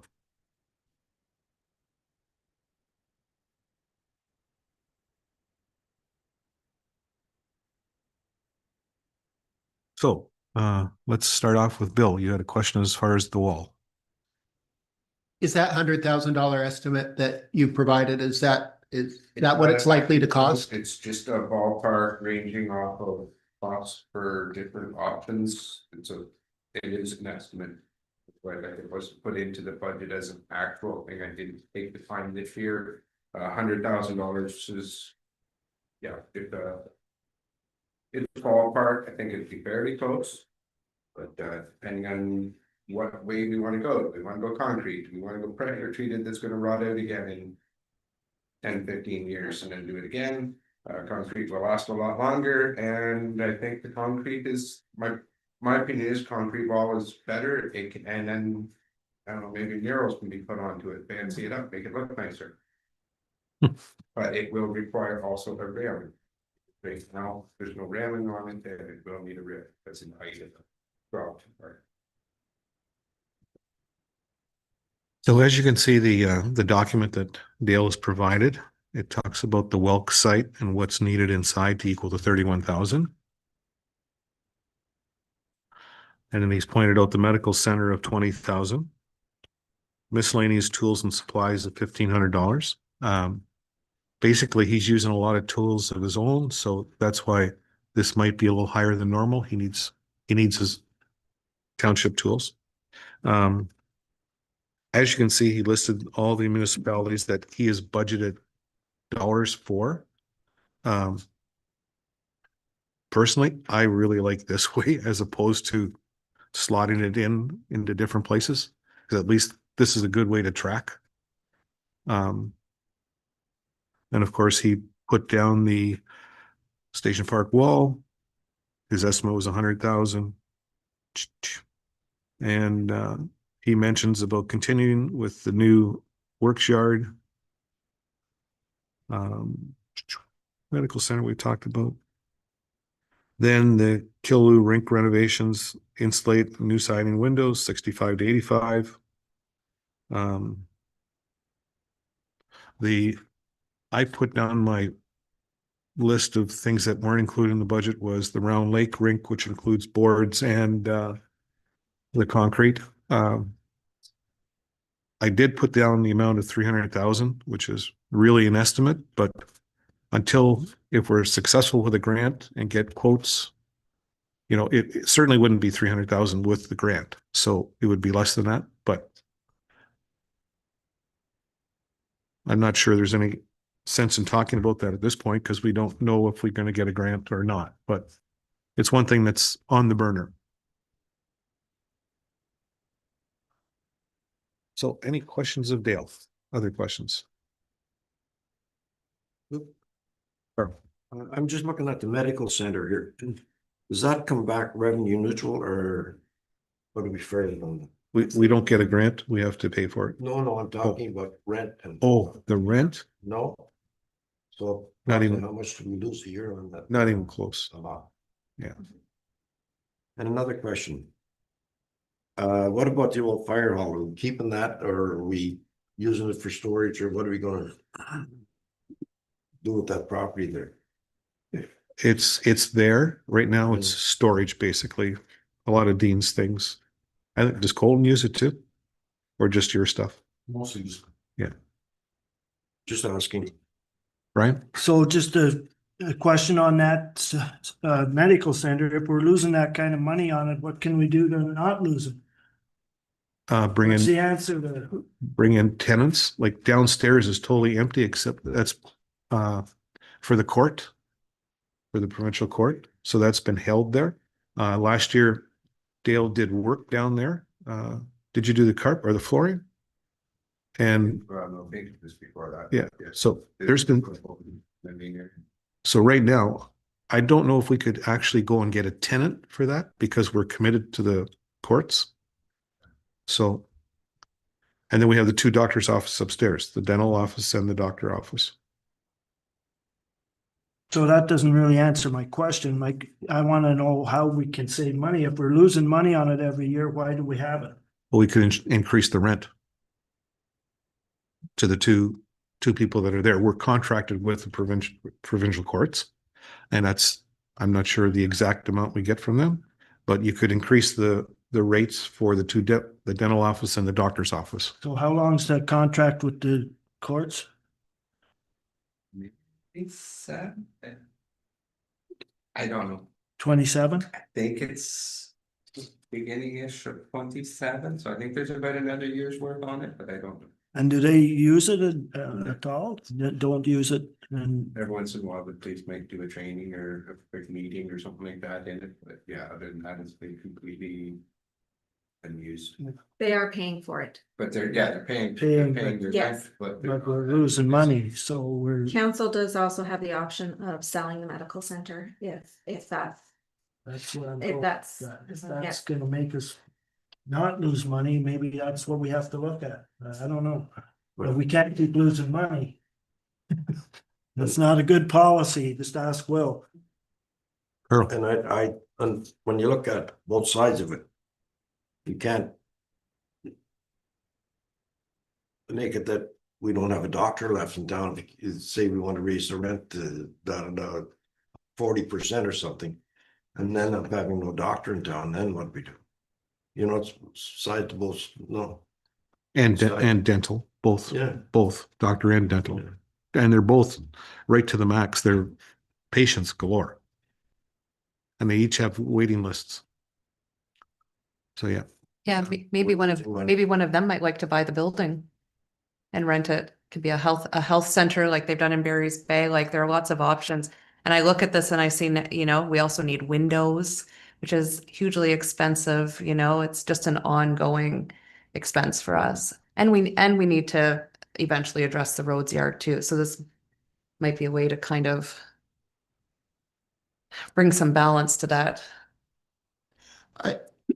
I think it would be important or at least interesting for council to see how much we're losing, what rent are we getting, what are our expenses in a year, so that we have a sense of what we're talking. I believe I did provide that to council last year as part of my report, but I could do an updated version. That would be great. I'm sorry. I'm an old man. I forget things. But the bottom line is this is an asset and we have to continually maintain the asset. And Dale has taken upon himself to say that we need a new roof, and everyone knows what happens if there's not a new roof. You get leakages and you get further problems. So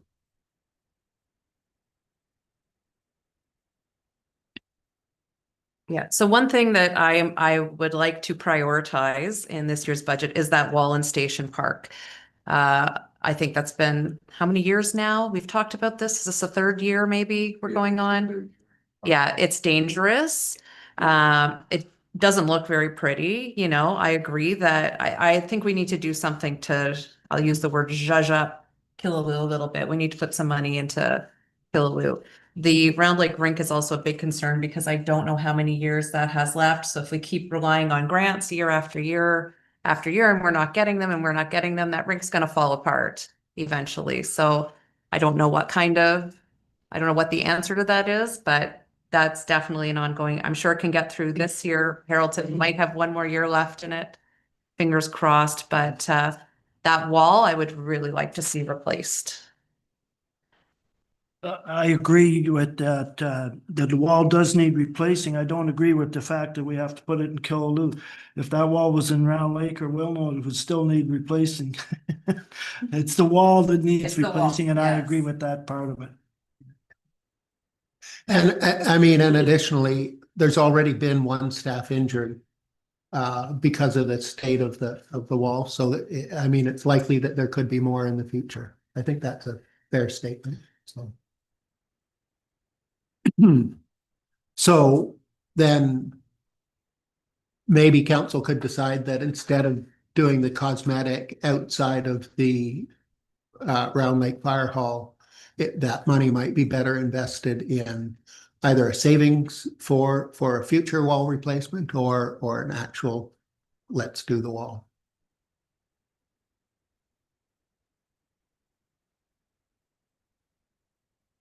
Yeah, I would agree. I think we have to do the wall this year and I would like to see the outside of the Round Lake rink taken off and we prioritize the wall for this year's budget. And then I also want to talk just a little bit about continue with the new works yard and planning. We have talked about this we're going on almost year 4 now. Have not come up with a plan. We know that we can't do the plans that were presented to us because of the cost. And so I don't know if having a committee to talk about this, if we had a special meeting just to talk about this, to come up with some plans so that staff can move ahead and get us some numbers that we can actually afford as a small township. But we can't keep fluffing this off year over year over year. I think we're reaching a point where this has to be dealt with on some level. If it's a conversation for next year so that whoever's in these seats next year can actually have a plan to move this forward, because the plans that we've been given, we can't do. So I think that should be a conversation we have. And like I said, if it's a special meeting, if we can arrange a special meeting at some point to just come up with, you know, some alternatives, put our heads together, have a good brainstorming session. You know, what are the alternative solutions here?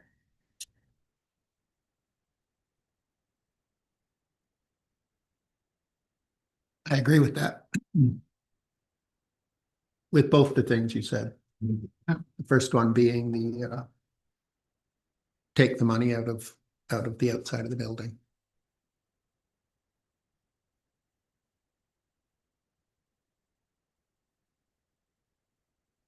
any other comments to Dale?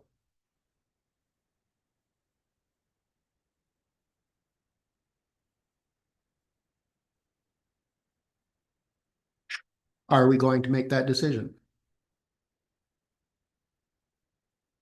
Well, you're going to have to do an amendment.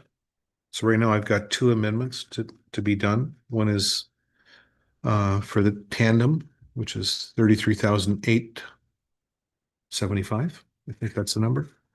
And the fire department, the pumper adding an extra $20,000. So we need an amendment for each one of those. So I agree. I think we should go ahead with the wall thing and cut maybe the fire hall, the outside part of it and then finish that project. And I think I agree with Maureen, it's been put off too many years. We were saying 3 years, but it's been way before that, even talked about previous counts. So I think it's overdue.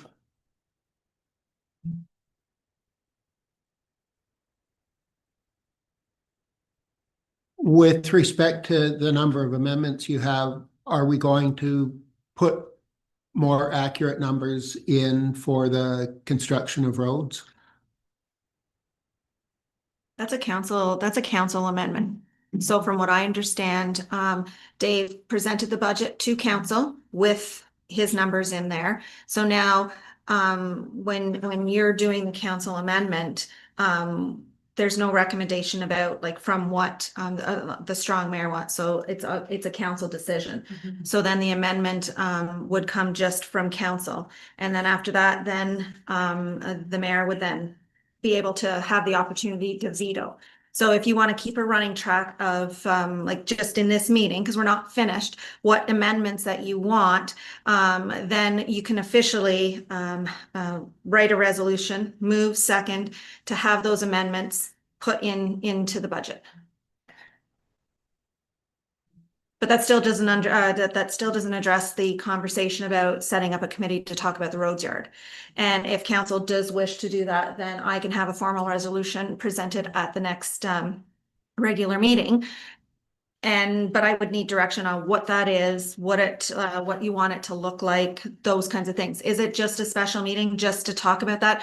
Well, you can call a special meeting just to talk about it. You don't have to set up a committee. So there's other avenues to do. So it does come from a council direction, and you just need to let me know what that is.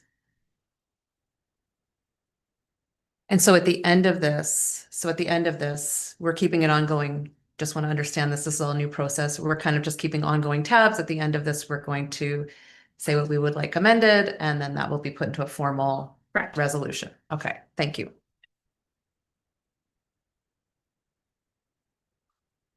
So is there anything else for Dale?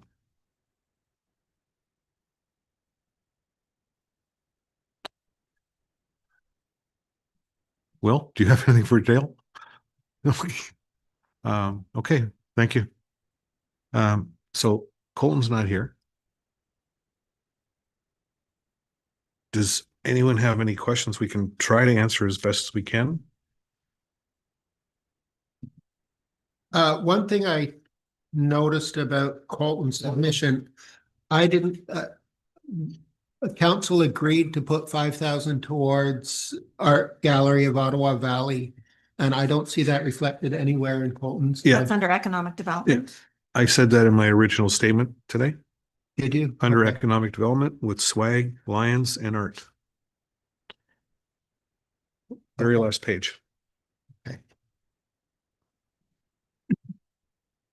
I had swag in it. I wrote down swag and lions. I didn't see the art. Swag lion. So as you can see, and just to follow this up from Dale's budget, you can see how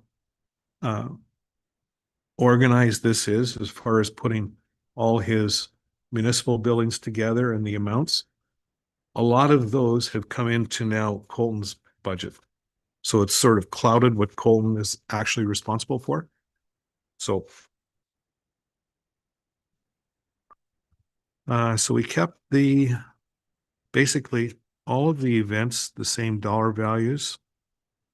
There was very little change. Discussion as far as the ramp.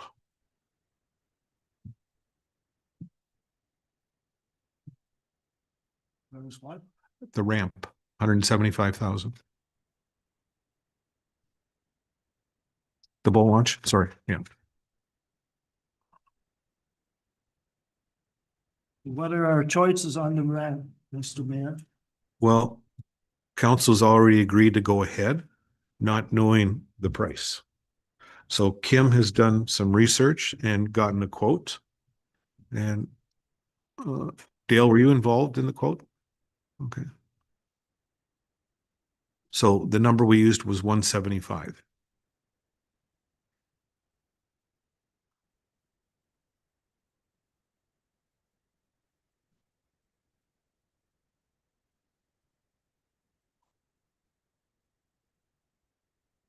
So do we, what are our choices? We either fix it or close it down? Is that the two choices, or that's my question to you?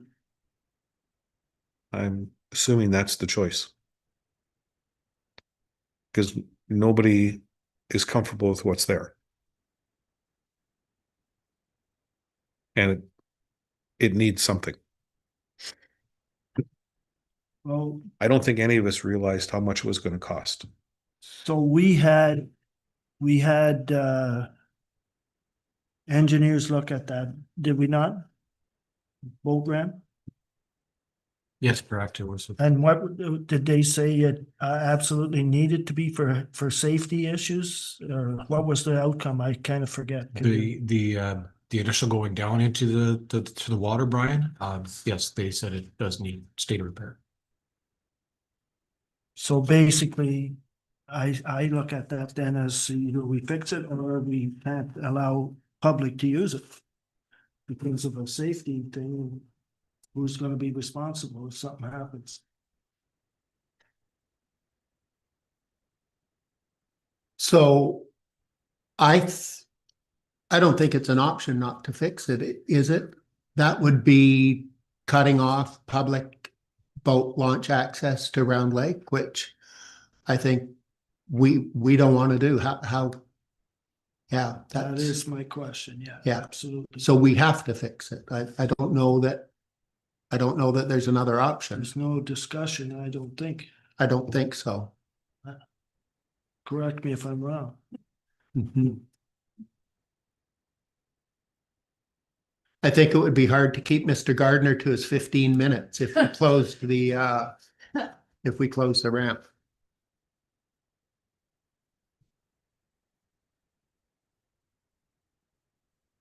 And that money can't come from that reserve fund, right?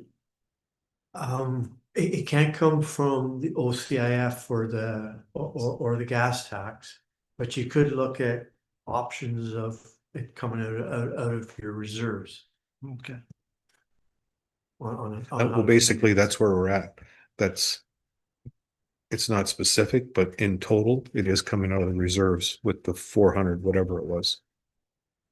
Yeah, but you have the option because it's a specific Oh, item. specific, okay. It's a specific item, then you could specifically say, before you get to your 400 Yeah. some thousand, you can specifically say how you're gonna Yeah. finance that. So what he's saying, you could have a line specifically for 175, but the 440 would decrease by 175.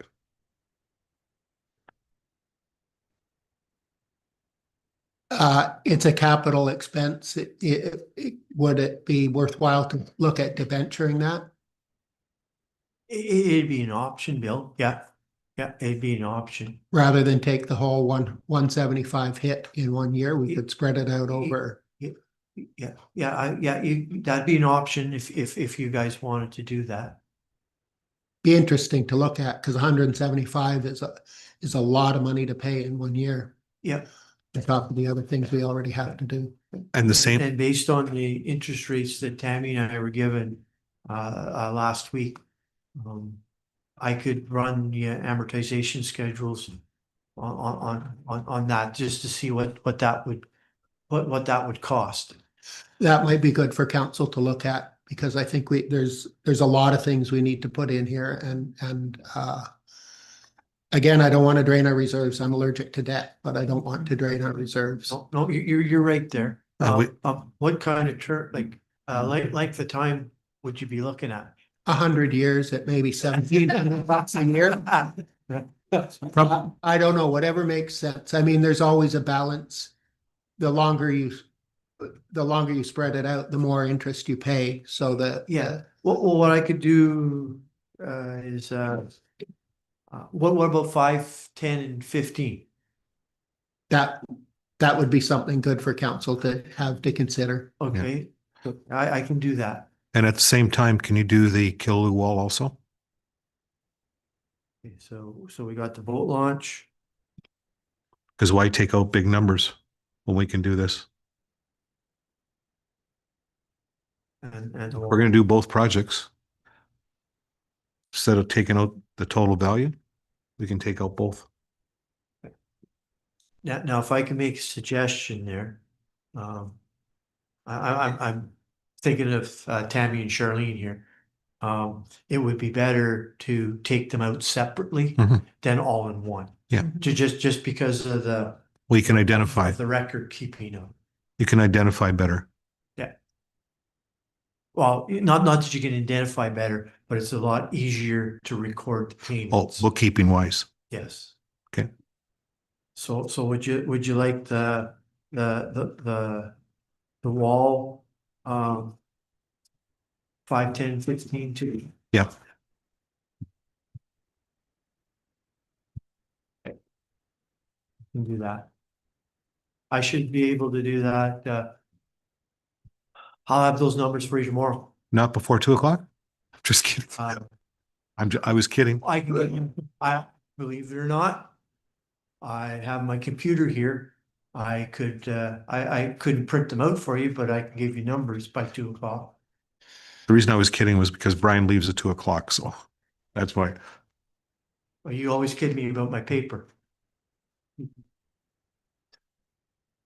Tammy, while you were out of the room, we asked Will to figure out what it would, what it would cost to debenture the ramp and the wall over 5, 10, or 15 years, just so we had a sense of, do we expense it this year, or would it make more sense? So can I just say that number we put in there is very ballpark, 175. very ballpark. It could be higher, could be lower. If you want to go with that number, but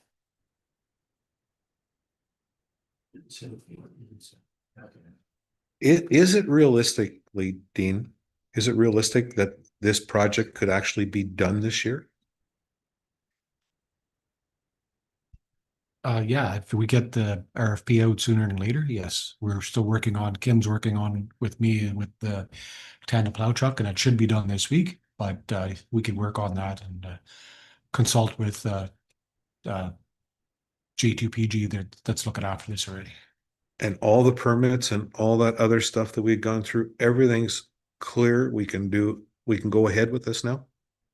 As far as I'm aware, yes. Because it's a big factor. Okay. I think we got a little distracted there. I think we were talking about community development budget. Yeah. And I still have, I make this comment every year. I want to make it again. I think $17,000 is a lot to pay for the gathering.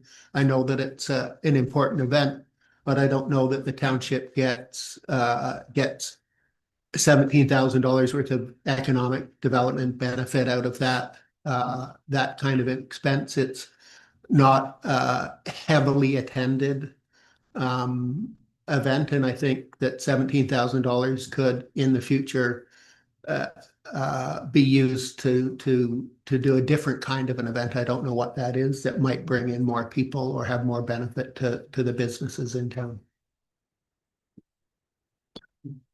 Yeah, I'd like to pipe in too, because I agree with you. And I think competing in the summertime for people is really, really hard. And I'd like to see some of that money put into a winter event when we have nothing going on and people are really hungry for an event. Like, part of that money just spread out a little bit differently, because I agree, for a one-day event, I don't think it's a lot of money. We have 2 big one-day events that equal about $40,000, which seems a little obscene for a township our size. So just a question then, what do you suggest for Irish gathering?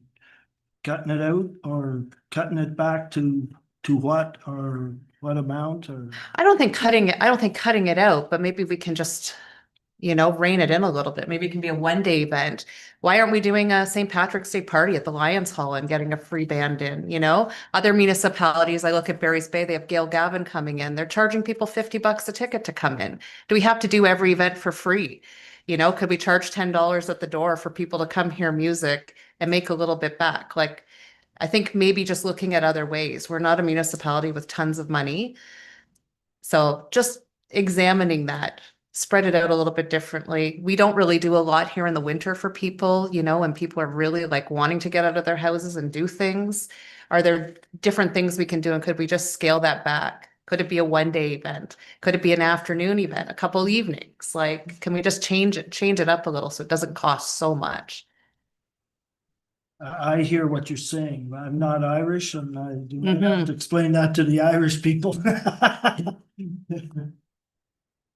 just wanted to know what your feeling was then, what avenue you're looking at going to then. So you're talking 1 day instead of, or what is it, 2 or 3 now we have? It's 2 days. 2 days now. If 2 you wanna days. Cut it back to 1, right? Yeah, maybe it's a 1-day event and maybe we're scaling back some of the other things like the bouncy castles always cost us a fortune. I've always said, why don't we just buy a bouncy castle and have it here for a couple $1,000s? That's like $700 every event, like just for that alone. Do we need all of these extra things at an event like this? I mean, it's great. I'm not against offering free things for people in the community. I'm not against the Irish gathering. I think keep it, but maybe just rein it in a little bit so it's not as costly. Maybe it could cost 10,000 instead of 17, and that extra money could be put in other events throughout the year so that we're offering more things to people in our township. Well, it did only cost us 10,000 last year because we got a grant. Yeah, but you can't rely on grants. This No, is the of course. cost, and we can't rely on grants because that funding may or may not come through. And in answer to your question, I don't know what I would suggest. My comment was just that I think $17,000 is a lot for a little party that benefits a small number of people. Small number compared to the 25 or 3,500 people or more than that are in the municipality that don't come out for it. Some successful things I've seen around. There were a number of years ago, I remember participating in a multicultural festival that was in Barry's Bay. And there were so many participants and so many different businesses that were vendors there. That's something that brought a lot of value. It brought a lot of people into the community. There was a lot of businesses that were able to make money out of that. That's the kind of thing that an event, something like that is something that could be a better use of our money. Well, the committee has already had one meeting this year, and they want to change some things up and bring in some different entertainment and changing the venue for Friday. I think once that gets disclosed to council, I think you'll see that they're looking to increase the attendance also. I think everybody was disappointed last year, and it may have had something to do with the heat, but the attendance was not as good as what it normally is. And I think, for the people that were here when it first started, like it was such a success for a number of years. And I think everyone's trying to get it back to where it was. Sure, it's not going to be a 12 or a 13-day event anymore. It's down to 2 days and actually a day and a half now. Carl? Wasn't the powwow on at the same time last year? It has been forever. I think we should change our date then. It has been forever since day one. Last year, there was half the people that's usually there at the Irish gathering. I think we should change dates, not to conflict with the powwow. I think it's difficult to make any substantial changes this year because planning is most of the music is already booked, most of the event is already booked. Yeah. But I think it would be good for council to give staff the direction to come up with some other options of different types of events that are held across the province. We have we've paid for Colton to go to the OBIA conference before, I believe. Is that correct? And Economic Development Conference, definitely Economic Development Conference. There's got to be things, there's got to be other events across the province that we could maybe look at and mirror here in the township that might be a little more attractive to people. So that would be staff coming back at a report sometime during this year that helps us to think about what might happen in a future year rather than change this right now. You know, and last year we had the same conversation about Canada Day. So like every year we switch off. We don't like this, we like this, we don't like that. It just switches off. So I think maybe what we need to do is reevaluate all of our activities and see what's good for the whole community, not just what happens in Killaloe or what happens in Wilno or Round Lake. It's got to be a community type thing. And maybe we have to revisit how we spend all of these dollars on all of these events. Because I don't think we should just isolate on just one event per year and say we need to change this or we need to change that. Maybe we need to reallocate dollars into different events. Maybe it's that time. But I agree with Bill, what he said. I think it's too late to change something major for this year's events because the planning has already started. Because you have to book these entertainers like almost a year in advance. So. And just to be clear, I think $19,000 is a lot for Canada Day, but I don't want to be called unpatriotic, so.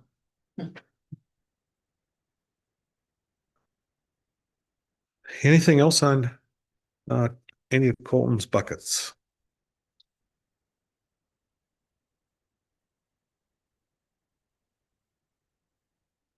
Everybody's okay with the tourist booth? With the what? The tourist or the tourist information booth?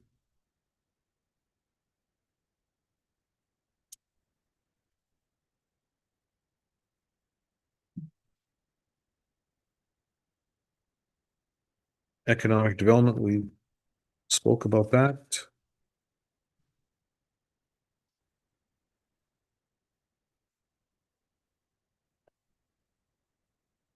So other than, yep.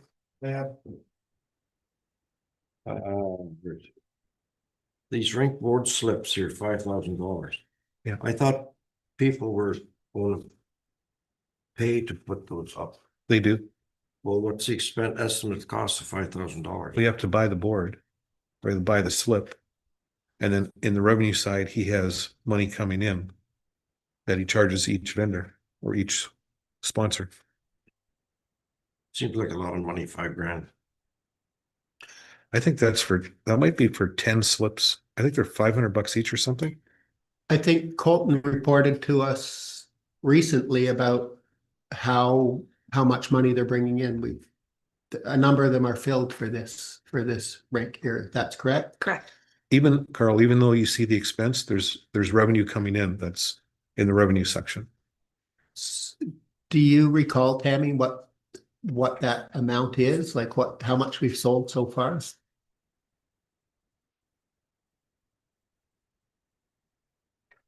I was shocked by that number.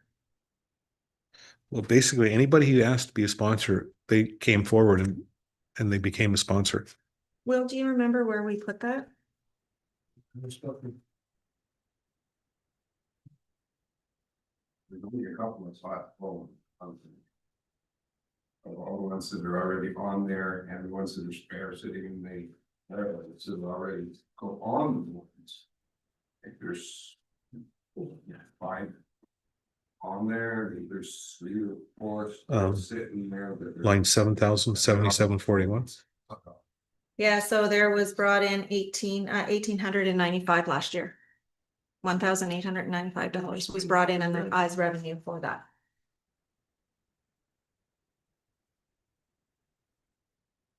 And we're looking at spending $5,000 more.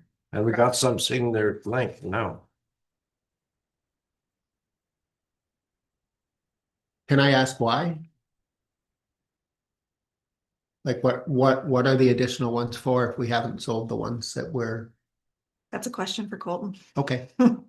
My think his thought was. Dale, can you put your mic on? I think his thought was build, do all the boards and then try and fill them. Unless he's planning on doing something around Lake, which I think if you're advertising here, you should be advertising there, so. We don't have any boards in Round Lake. Put them on. There's plywood boards there, there's plywood boards that you could put your advertising on. And take it off before until you manage to get it. You know, like the banners on the paper poles.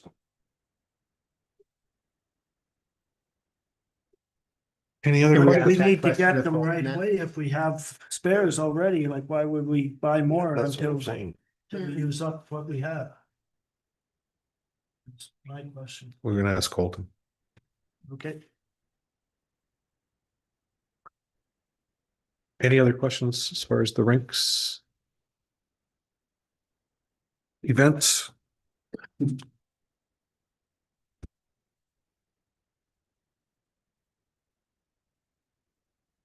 One thing that he did want to make a note of was the into outdoor parks, the line plants. The cost of plants, that's what he wanted, you want to make highlight of that one. He needs plants everywhere. But I'm not sure where he buys them from. Is it Gerber's or? Yeah.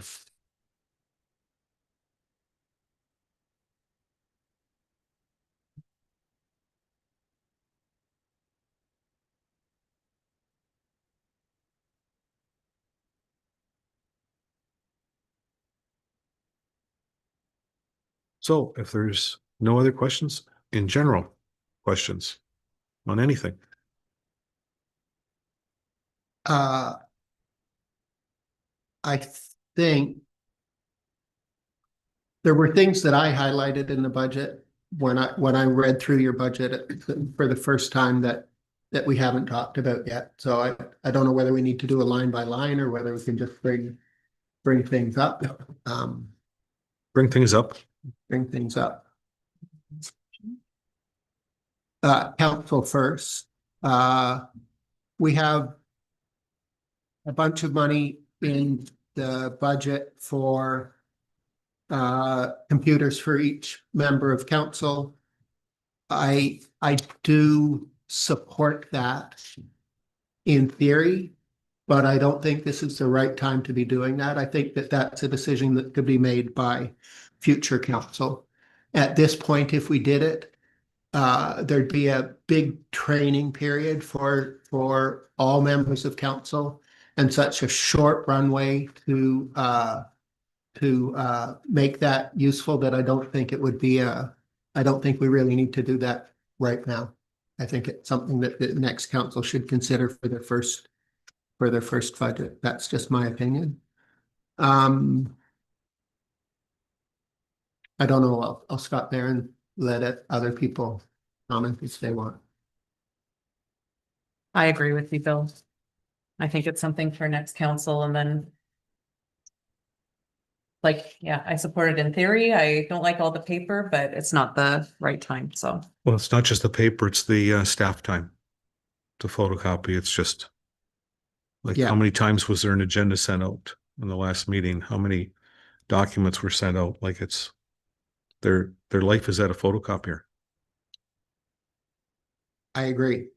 I think it's a good idea. I just think it's misplaced or the timing isn't right. That's just my opinion.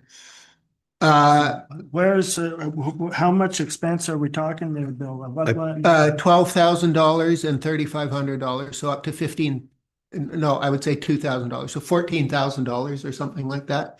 It's up in council. It's material supplies and computers for 12,100, and then mayor's office supplies and computer for 3,500. So those would both go down by a significant amount, about $14,000 in total. If we took Yeah, those up. I agree. I think for the remainder of this term, we're not gonna get, maybe that's something for the next budget. Yeah. Yeah. Next in admin under computer expenses. I believe there's $37,000 there, and I believe there's a good chunk of that you have set aside for a sound system in this room. Can you talk a little bit more about that, Dave? Yeah, it's from what I remember Tammy saying, it's been in the last 2 or 3 budgets that she's had it in there. But it's never, for whatever reason, it hasn't been implemented. So maybe when Tammy comes back, we could ask her what the extent of the $5,500 is. It's $5,500 for, The sound system, yeah. okay. No, I I thought don't, we have a sound system. sorry? I thought we had one. I'm talking into it now. No, that's only for, I think this is an internal sound system she wants. And to move, I think she wanted to move. I don't want to speak for her, but I think she wanted to move that screen somewhere and a projector. It was a combination of a whole bunch of things. But she's had it in her budget for, I want to say 3 years, maybe 2. I'm not sure. I don't want to speak for her. But she had designs to fix this room up. The projector thing is they were talking about putting a hanging projector that's shown on the wall, because this projector here is ancient, outdated. If something happens, done. And I know she was talking about, the discussion was possibly one back here for a low, whatever, angle projector to project onto. You know, that was part of discussions, and that was when we were installing the listening system, I guess you call it, the microphones, part of Okay. the sound system. Okay.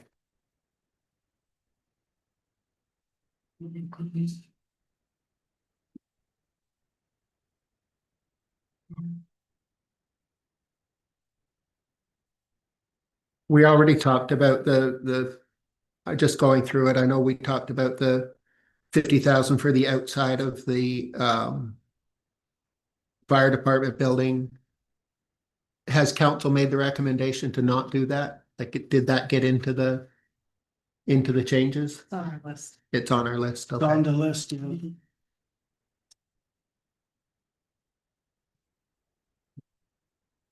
We talked about animal control.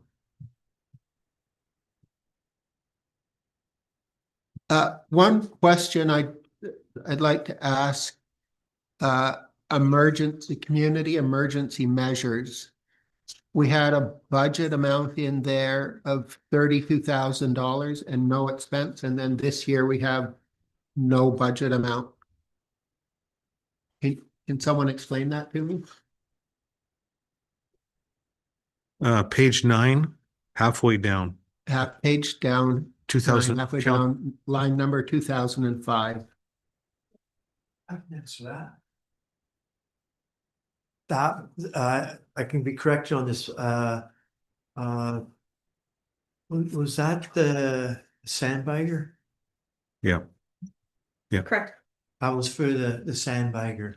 So then that got moved out to capital? Yeah, that something? was, yes, yeah, Okay. and a good chunk of that was financed by a grant. Okay. So there really was an expense, it's just not in here. Yeah.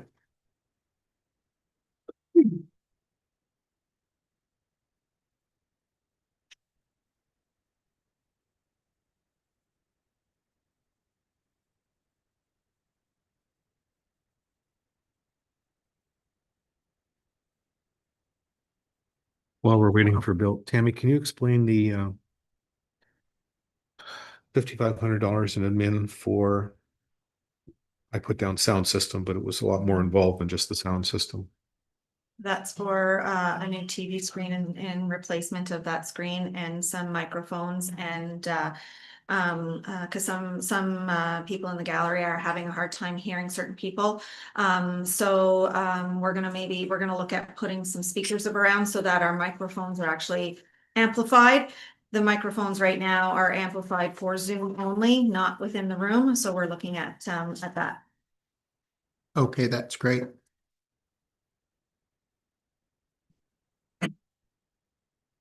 Excuse me. You had said, Mayor, that you were gonna ask for, or there was an opportunity for public input. If I could just speak briefly to sound within the room. I wear hearing aids. I have it turned up to 15, the maximum it will go. So some people you can really hear. When Nicole spoke, you can hear. Bill, you can hear it, because you're tall. But And loud. and loud, but it is difficult. The lady the other day was saying, please speak up. And it happens all the time. People are straining to hear. So if I listen to a meeting at home on the video, I can hear everything. But here I lose lots of bits and pieces. So I'm old with hearing aids, and that's just about the input of what. Okay, Moving on, under the, this is a will question again, and I think I know the answer now, but under the aqua contract, there's no expense listed for last year, and is that because it gets moved out as capital or something? Or moved somewhere? Yeah, well, what happens, Bill, and it's unfortunate that it doesn't show here. Normally it would show here.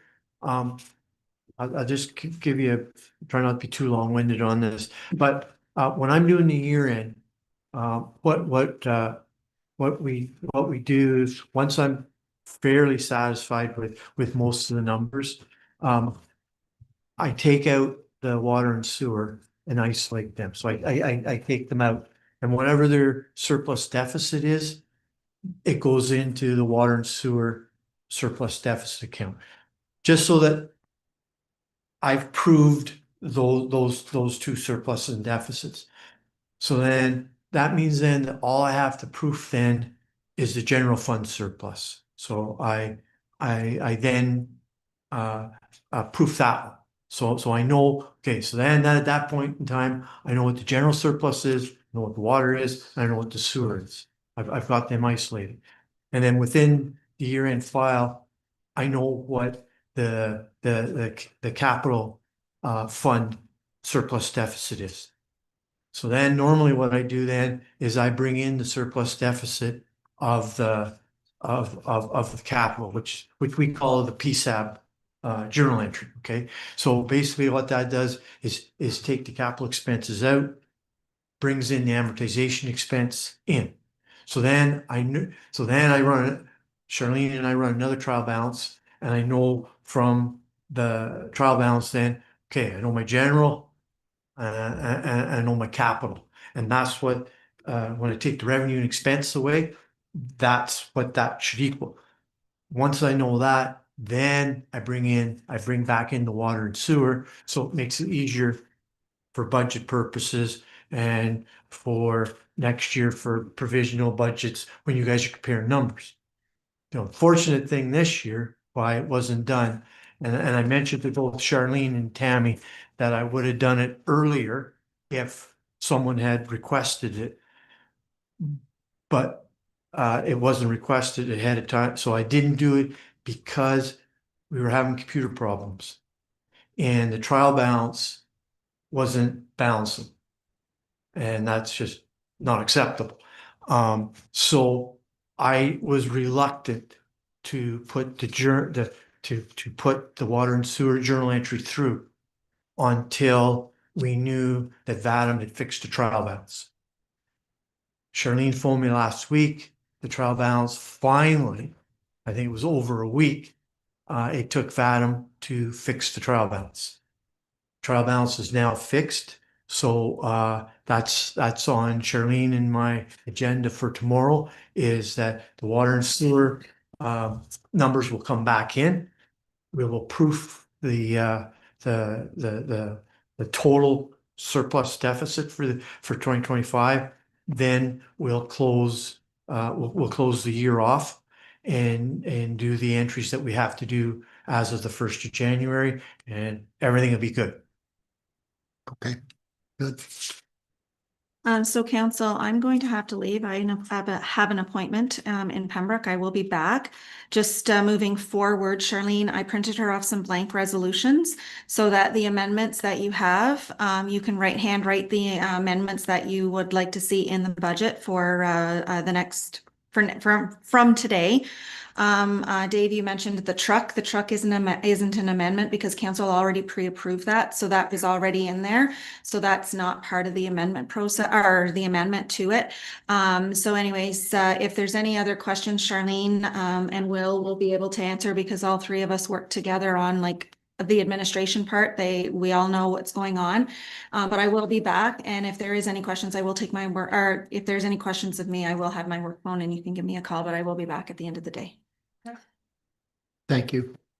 I just have one more question.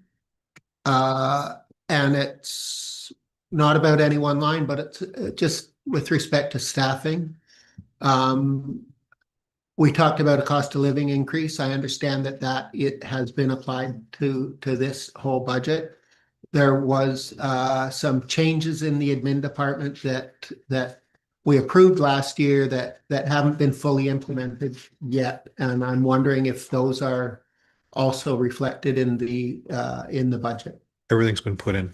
They are, so all the It's all inclusive. new positions, the reconfigured positions, okay. And also the other, that was put in, and plus the 2.5% tax increase has been put in also. So everything is in there. Okay. That was it. Sorry, just with your comment. Yeah, so the 2.5% increase is put in there. And give me a second.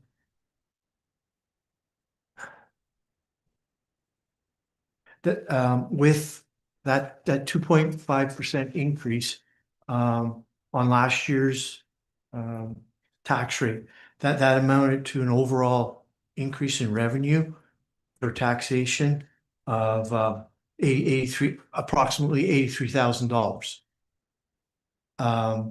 And also that's built in there is the 10% reduction in the special area rate. Good point. I forgot. Which that's built in there. That on a person with $100,000 assessment, that's a savings of $60. So Carol, there you go, $60 there. Okay. Wait a second, he's not done yet. I gotta tell you something else. And then I did some other figure in here too.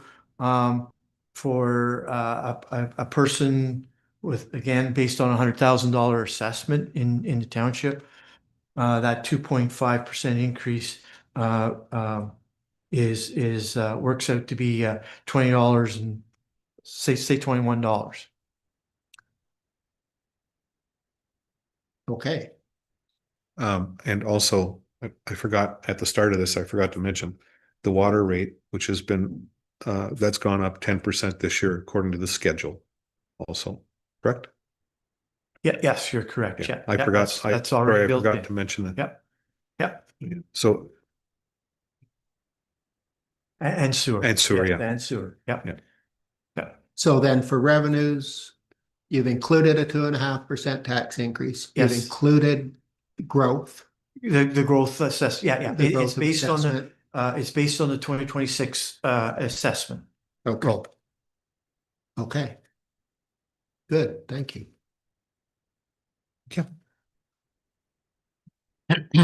I know last year we drew money out of the area rate to compensate for water and sewage and stuff, right? Yeah.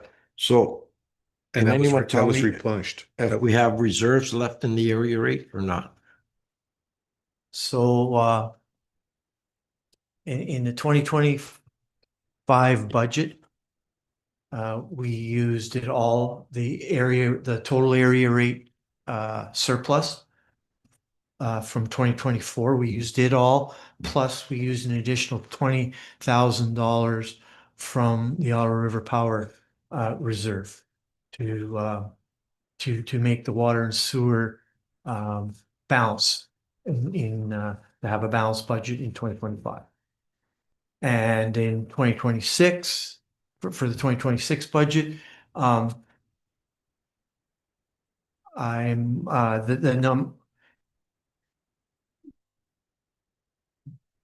We'll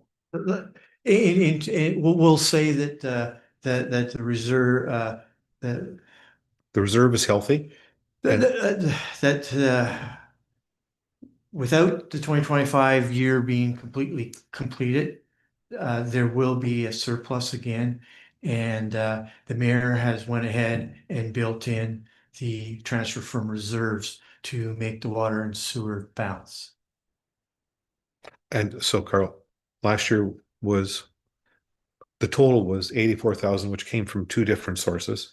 I think it was 60, 20, 60. I forget the exact breakdown between the Ottawa River Reserve and the area tax reserve. This year, I think it all came out of the area tax reserve. Or do we split it For what year?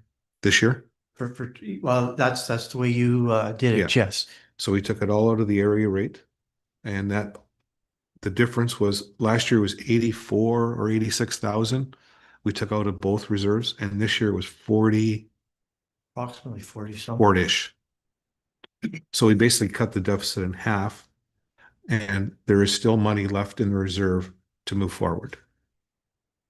I noted that Ottawa River Power there, we only got $3,000 left in there, right? In the reserve. I thought you stated that, or someone did. Oh, Tammy did. I haven't seen that report yet. Just hang on just for a sec, Carl.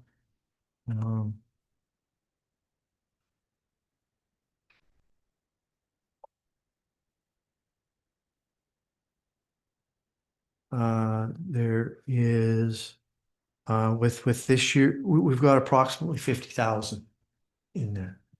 Reserve. Yeah, in Ottawa River Power Reserve. At the end of 2025. See, because you got to remember, Carl, last year, at the conclusion of last year, the money that we took out for reserve went back in to the reserve, So like on paper. Carl, just here, so at the beginning of the year last year, we had 68,000 in Ottawa River Power Reserve, okay? And we took 22,000 out last year to help balance the water and sewer. And then we got $7,000 this year in interest and dividends from the Ottawa Power. So we're up to 53,000. And just talking about that, and you'll probably be able, because you still sit on the board. That was one of the best things that former councils did here, was to sell the Kilu Hydro to Ottawa River Power and become, well, not really sell, but become an investment, a shareholder in Ottawa River Power, and to sell to Ontario Hydro.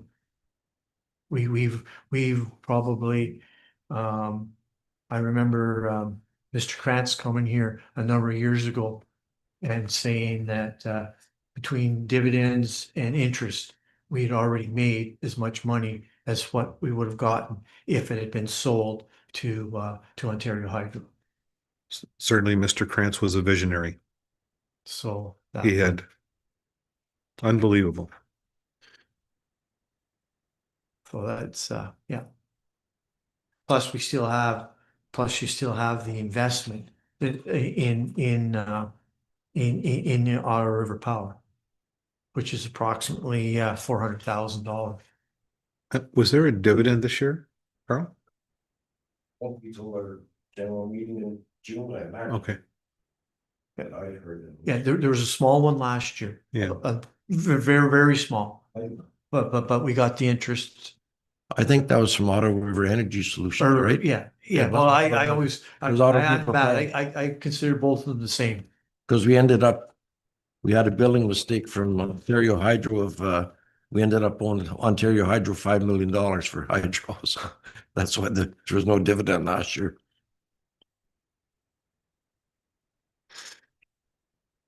Bill, all your questions answered. I think so. I've Great. talked enough over the past 2 days. Right. Yeah, I don't think I have any other questions other than Will, is there anything that you think we're missing or that we're making a bad decision on or not following your advice? No, I don't think so, Bill. I can only answer what you guys ask me and tell you the proper way to record it, or if you can or cannot finance something with it. But no, it's now in your hands now to figure out to decide what's the wants are and what the needs are in this budget and go from there. But I will run those amortization schedules for you guys so that you know what you're looking at as far as potential expenses down, like just to spread it out.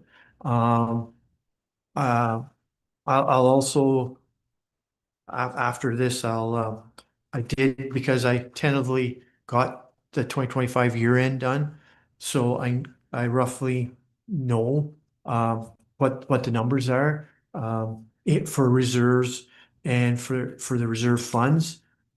So I took photocopies of the little sketch, which normally I give to you guys.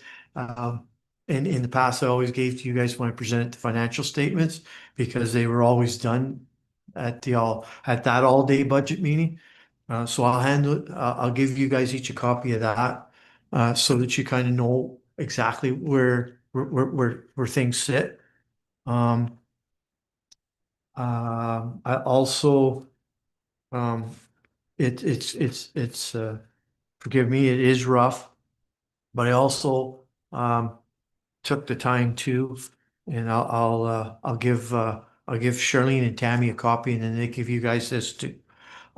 Just to give you an idea of, I went, since you guys went 2.5%, I did scenarios at 5%, 7.5%, and 10% tax increases, just to see how much additional money that'll raise. And I also did those scenarios on what it would cost extra on $100,000 assessment, just to give you guys kind of an idea. I think if we had a 10% tax increase, we'd have to build in some money for funeral expenses.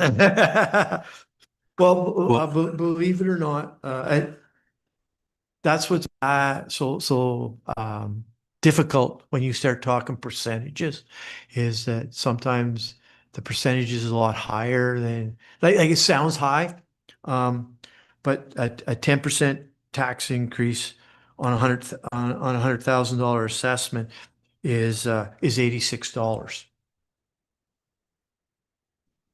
Just to kind of relate percentages to numbers. Okay. But I'll give a copy of that to Tammy and Charlene. They can give you guys. The only other amendment that should be done to the budget that I can see is that on page 3, the surplus deficit, there's no number in there.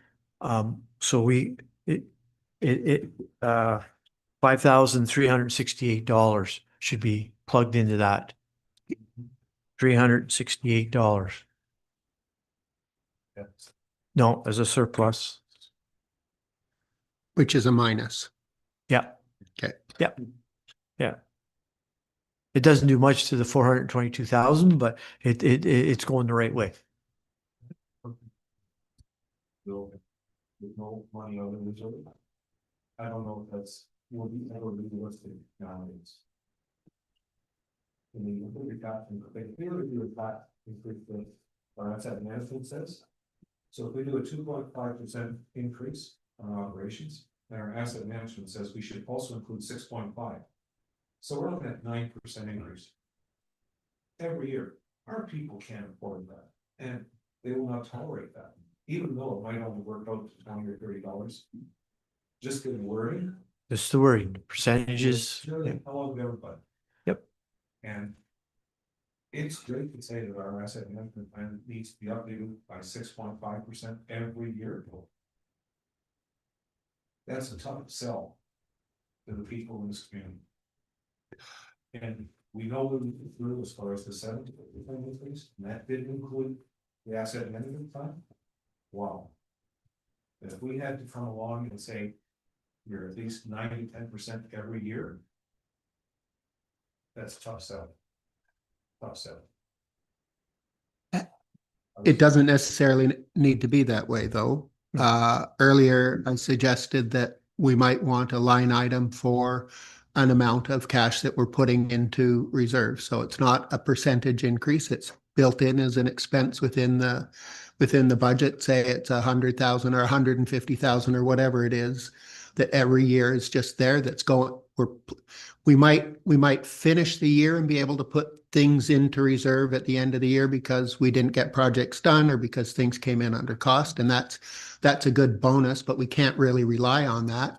I think, that we're always tucking money away every year, whatever that amount is, in a planned way, just like you do at home. If you want to, I know at my house I'm going to have to replace the roof, and so I put money away every year, making sure that I have that money in 10 years when I need to do it. The same thing here. And for the past number of years, the municipality has been very lucky. We've been able to put money away in reserves at the end of the year, mainly because of the you guys got a real good management team here, and really, really good department heads who watch their budgets. And by doing that, we've been lucky enough to be able to save, and then we've been lucky enough that in 2024, with Bob's budget, with the fire budget, who would have guessed that we would never had a fire in 2024? Bob had big savings in his budget because of that in 2024. This past year, who would have known that Dean's Roads would have came in so far under budget, because of what was going on in the construction business this past summer, which then resulted again with some good savings. So I think council should be very pleased with their department heads and the way they look after their budgets every year. Absolutely. I think you guys are very lucky. Thank you for that comment.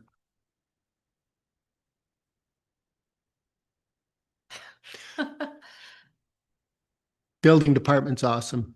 There you go. I said all. Well, I have one question for you. So I want to go back to the 4 roads. I haven't done this yet, but have you calculated what the new numbers? I know you said we were $9,000 difference. What was your new total you had said? Oh, yeah, I already went over that. Yep. Hang on. Yeah, so I'll give you the breakdown. Cardinal Road works out to be $96,672. Mask Road works out to be $300,192. Zumac Road comes out to $127,200. Pekoski Drive comes out to $152,640. For a grand total of $676,704. And then just to add to that, we have $669,384 of OCIF and gas tax money that can go against that. Okay. So that leaves you $7,320 short of fully financing those 4 roads. Okay, can you just go back to the revenue side? I just want to find them so I can change this. So on the revenue side, if you look on page 2, Yeah. you have $584,522, and you've got $84,862. So you don't have to change those revenue numbers. Those are Be- intact. because those, your revenue is less than your four roads. Okay, It's the HST. Pardon me? It's the HST. That fixed it, yes, Yeah. yes, that correctly records the HST. And that's a big amount of OCIF because that's 2 years of It's OCIF. 2 years, yeah, 2 years worth, yeah, so, just to give you a little background, with the roads coming under budget, we felt that it was better to use all the gas tax this year and fund the two road projects with the gas tax, since just to stay within the ministry's parameters of the carry forward. And so that's why we did that, because we've always used up all the OCF before. So this way, this kept us on the good side of the ministry regulations, the gas tax. just to break down, I think if I wrote this down a while ago, but I had under the OCIF, I had 309,361, Yes, and then plus last year's of 275,161. yes, Okay, so that's the carry forward to 275. Yeah. So then, if we did all 4 roads, then we'd use all of that money yes, plus a little bit more, maybe plus- 7 or 10 grand more if Yeah, they came yes, in on, yeah, on yeah. budget. Yeah. So if we cut out one of those roads, then we'd save that little chunk of money, 150 or 120 or something like that. That would still be safe to hang out in OCIF to cover us in case of yeah, water mains or whatever. whatever. Yeah, what I would probably do, Bill, is or what Tammy and I and Charlene would probably do when we know all the final numbers for 2026, we would probably use all the OCF up first. And then if there was room, we leave it in the gas tax. Okay, so gas tax can be used for, Basically the same as the OCIF, okay, okay? okay, Basically, the only real big difference is that the gas tax will cover the non-rebatable portion of the HST, where Got the it. OCF doesn't, okay. okay? So the question is, do we do 4 roads and drain the reserve, or not the reserve, but drain the funds that we have, or do we still keep some funds in our back pocket for the emergency that we know is going to happen? Yeah, yeah, Okay, yeah. And and the other reason I say, I'm just thinking of again, I'm just thinking of Tammy and Charlene and myself just being selfish here. The reason I'm saying gas tax is because the gas tax already has a separate bank account set up. That's one of the regulations is you're supposed to have a separate bank account. And since this is the first year for the OCIF, we don't have a separate bank account. So it's sitting in due to from. We can get, if we're going to use it all up in 2026, we don't have to go to the bother of setting up a separate bank account and all that. Just makes everybody's life a little easier. okay.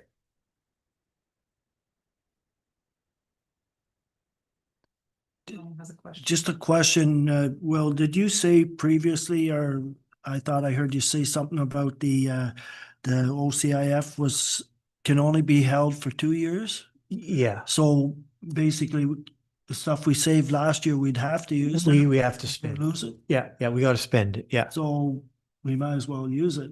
Yeah. Like, I certainly don't want to tell the people on Pekoski Drive that you can't have the road because of $7,320. That's my little driveway. Yes, I get that, but at the same time, then we'd be leaving, if we do 4 roads, then we're leaving ourselves with no money set aside there. So we'd have to jump into our other reserve fund. No, but That's right. but it's got to be restricted items to take money out of that.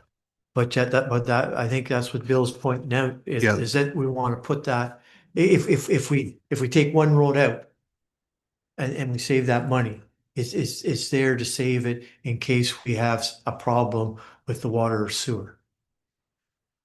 Which we've been told is well beyond the life of their useful life or expected Yeah, life. yeah. And our neighboring municipalities are having problems right now with their similar infrastructure. Well, and can I say, it wouldn't only be used for that. If we lost a road, let's say a road washes out, which is also Out in like, spring, yeah. you know, highly conceivable in this day and age. That money can also be used for that as well, right? Those emergencies that we don't anticipate that do come up. But you've got over $500,000 sitting in your road reserve. That's why you have that reserve there. It's up to you guys, like, you guys have to weigh the pros and cons. Yes. Right now, one way to look at it is that you have $646,000 available to use. You also have $500,000+ sitting in a reserve, specifically for usage of roads. The only point to kind of make sure I understand is when we're talking the reserve, the OCF or the gas tax, you actually have those dollars sitting. You actually got them. Where the reserves, you don't actually have the money. Like it's in your bank account, but you don't actually have it specifically set aside. So the way I characterize what you're saying, Dave, is we're in a really great financial position because we have this 650 and we have a 500. Let's blow through it so that No. we're not in a great position. No, I'm not saying blow through it. I'm saying do the 4 roads. Case of emergency, you still got your 500,000+. Yep. And that's the way I'm making sense of it. Yep. I get it. And yeah, I don't know that I'm right. I don't know that you're right or wrong. I don't know. And there's a mechanism for us to either put it in or take it out, and we'll go through that process, right? I know we've continually bantered about the fact that our roads are in dire needs. And if we have the opportunity that we can do 4 roads this year, I don't see how we can sit back and not do them. So Can we break for lunch? we can break for lunch. Moved by Bill Smith, second by Maureen McMillan. Be it resolved that the council for the township of Hillwood, Hickory, and Ridge hereby recess for lunch and will reconvene at 12:45 p.m. That's the only one I signed. All in favor, yes. I didn't sign adjournment today or yesterday, so. I did. Oh.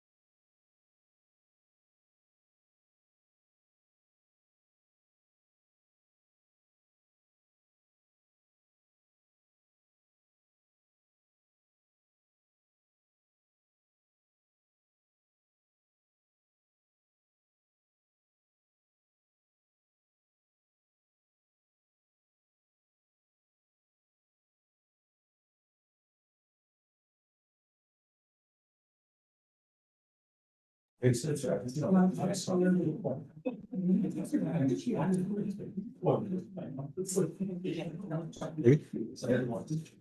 welcome back, and we're gonna resolution, please. Second. Steve, Council of the Township of Killaloe, Haggerty, and Richards hereby reconvene following the lunch recess. All those in favor? Carried. I have a couple things before. I think Will wants to say a couple things, but point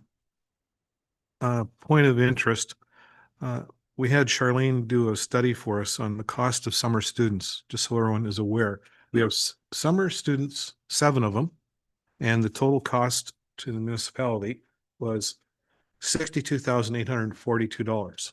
So in addition to the grants that we've received. That was one point I wanted to make. And the other point I wanted to make was we used to, and I don't know when it stopped or was the last year or the year before, but we used to always make a donation to the Will Know Society, you know, the heritage thing. I think we used to make $1,000 donation to them. And for whatever reason, I don't know why we stopped doing that. Does anybody on council, Carl, specific, Brian, do you remember when it stopped or?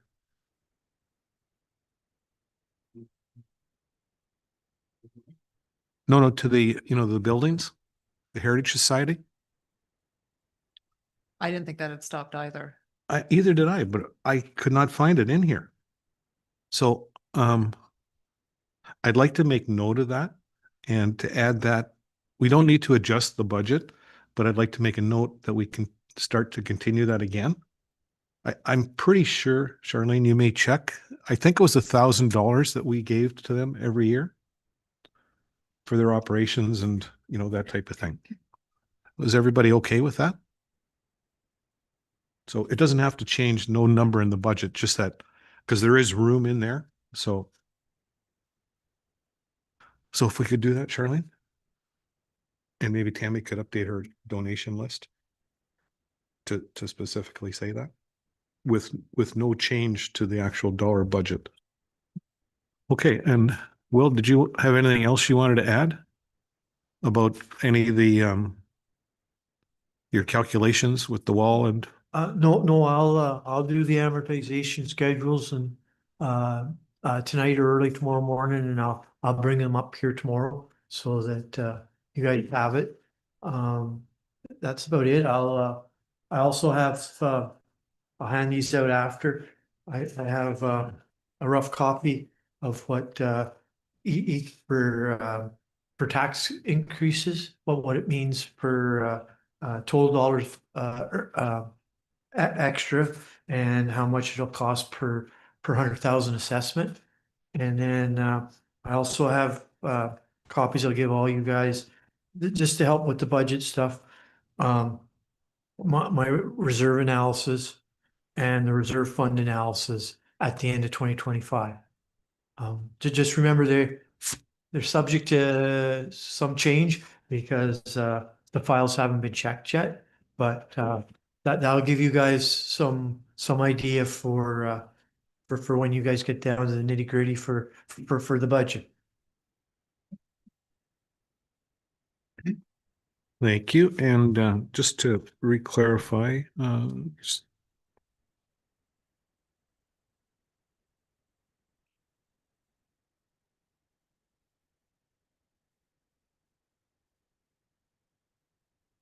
so on the sheet that I had provided you before, as far as the total of roads, the number I used was 646, 245.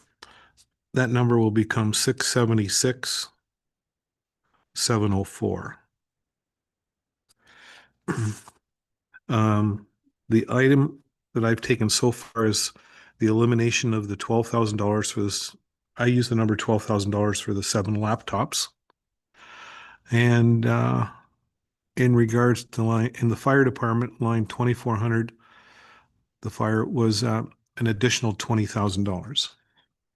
And then, of course, when the statements are done, there'll be a surplus shown as 5368. So I have not calculated the bottom of the total expenses to this point. So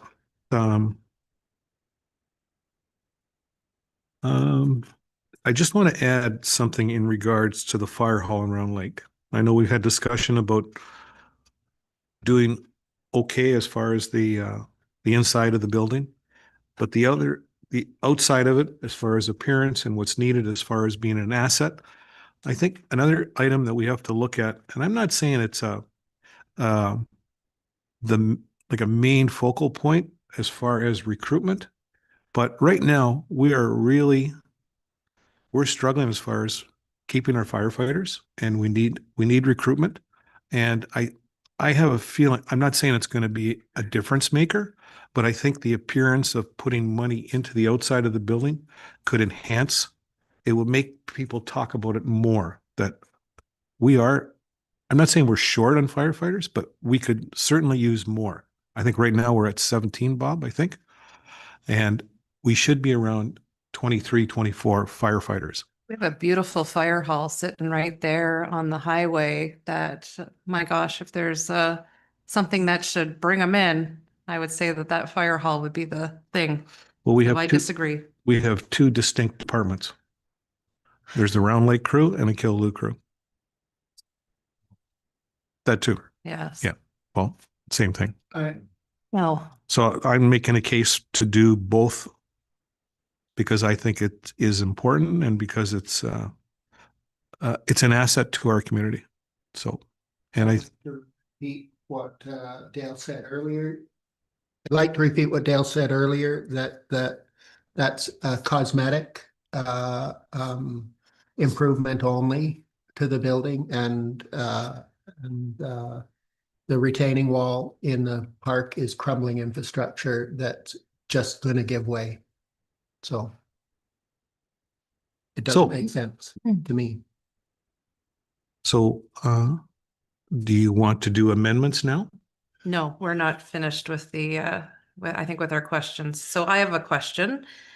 In the admin, under administration, it's 2220 consulting fees, which is the HR review that we had discussed at a meeting, which I believe you put under decision number 1. So I'm not sure if that decision is valid or not. I'd like to find out if that's a valid decision or not, but we had talked about that and decided that that wasn't something that we wanted to do right now. So I'm just wondering, want to get some feelings from everybody else on that? And that HR, It's on page 4 and it's item 2220. It's under consulting fees. we did put that as $20,000. In reality, it's just a shade under 14,000. And that gets split between all the departments based on number of employees. That is going to be done. So even though you're going to see the number 20,000 on this budget, it'll get split when the actual invoice comes in through the county. When that first came to the table, I don't want to speak for Tammy because she's not here. But my recollection, when it came to the table, she suggested that it wasn't the right time for that, that she was still working through the development of the job descriptions, which was delayed because of the longer than expected hiring process. And she thought that that should be done at a less work and at a later time, that we brought the county in for that. So I would agree that I don't know that it's a necessary expense right now. Sorry, I should have finished my sentence. Anything else? So that could be taken out of the budget? No, that'll be if those two want, it'll be under an amendment. So that's put on our list for amendments?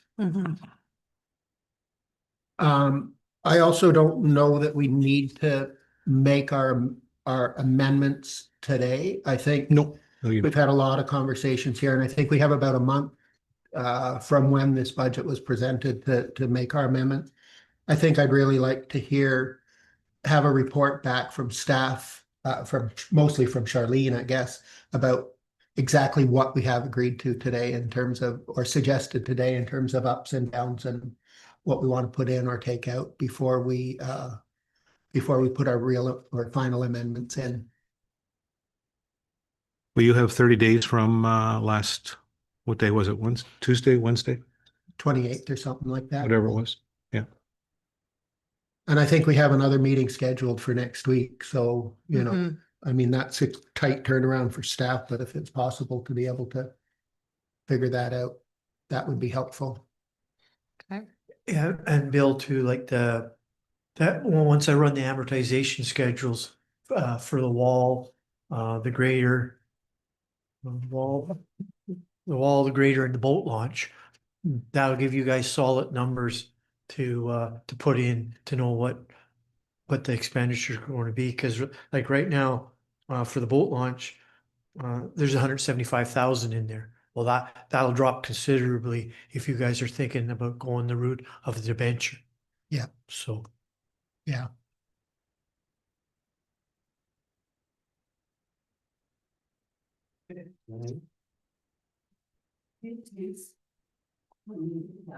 You spoke earlier about having money for emergencies and so a debt loan. So when you do those 3 amortizations, I think it would be a good thing to show what the full debt loan is allowed. Like you said, often you don't know until later in the year, but maybe an estimate of what last year's was. So you see the bigger picture, and if we take more out of there, fire hall plus the others, then what does that do to our capacity over here for emergencies and without? Yeah, he does provide that to us. Yeah. Okay, just a question in relation to that meeting next week. Do you think it's necessary to have one for the full day? As opposed to 2 hours at night? To be honest with you, I don't know if we need the full, like, 6 hours. Yeah, I don't know that we need a full day.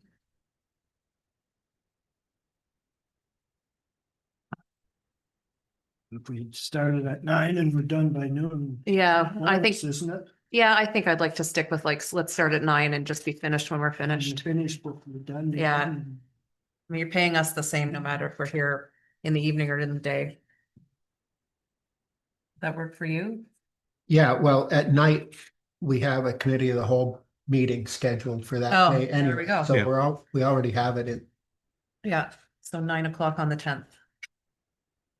9 o'clock on the 10th and no committee of the whole, or are we coming back for another meeting? No, then you got to come back. So what I was thinking, if that's the day you want to continue, that night of the committee of the whole, we could also do whatever we need to do budget before 9:30.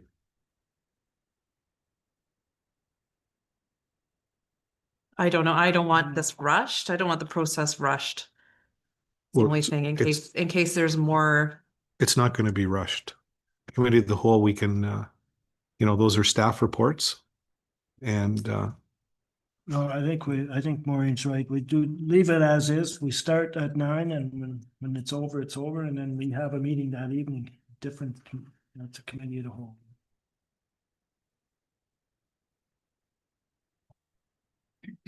council's choice.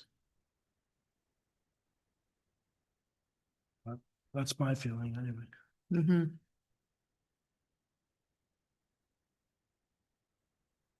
Okay, schedule stays the same then.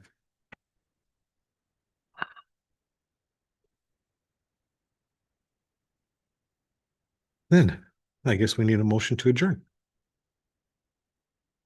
So, Carl and Brian, are they, so you just kind of were going around the table for questions, so there's not. Oh, did you guys have any other questions?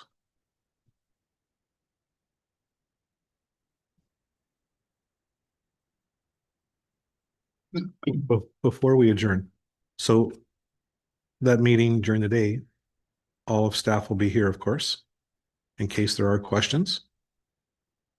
And then night staff is coming back also for the committee meeting. So Is the committee of the whole meeting required?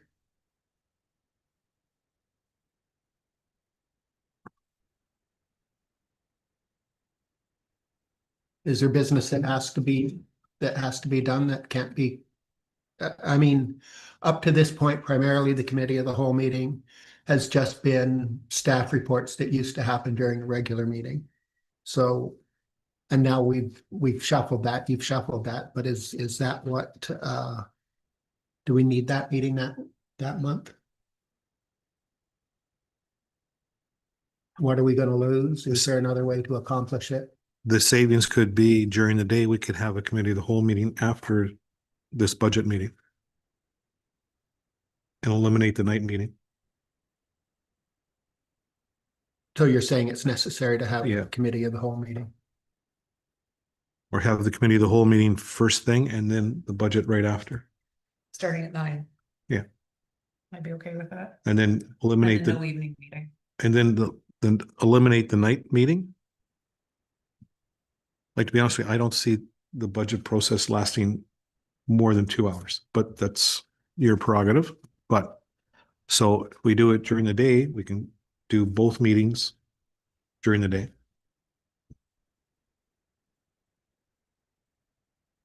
I have the same question as Bill. Is there a need for the committee of the whole Yeah, meeting? because we've set up- Why is We've set up it's a process.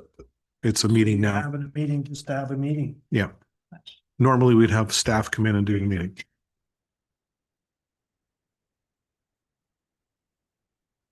So I now- asked you if you're having a meeting just to have a meeting and you said yes. Yes, because staff comes in and does that meeting. That's their opportunity to talk to us. Okay, thank you. So is everybody okay doing both meetings during the day? So first meeting at 9 o'clock would be committee of the whole, and the second meeting would be the budget. Okay, And then staff is here all day, so. We're good? Okay, motion for I'm adjournment. right with the meeting of the budget meeting because there's a reason for it, but I can't agree to have a meeting just to have a meeting. I won't do. So if there was another way to accomplish that, like having any important staff reports come to our next council meeting, that might be a better approach. But Motion for adjournment.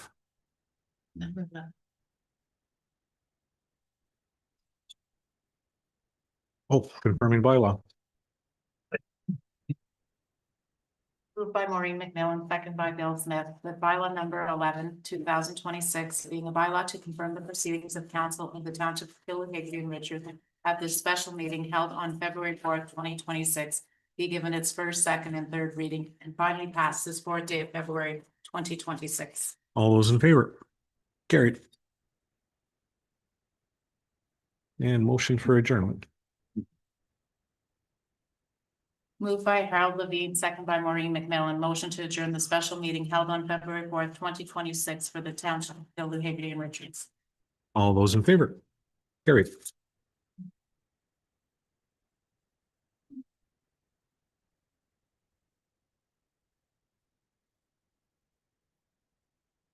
Thank you. Have a good day.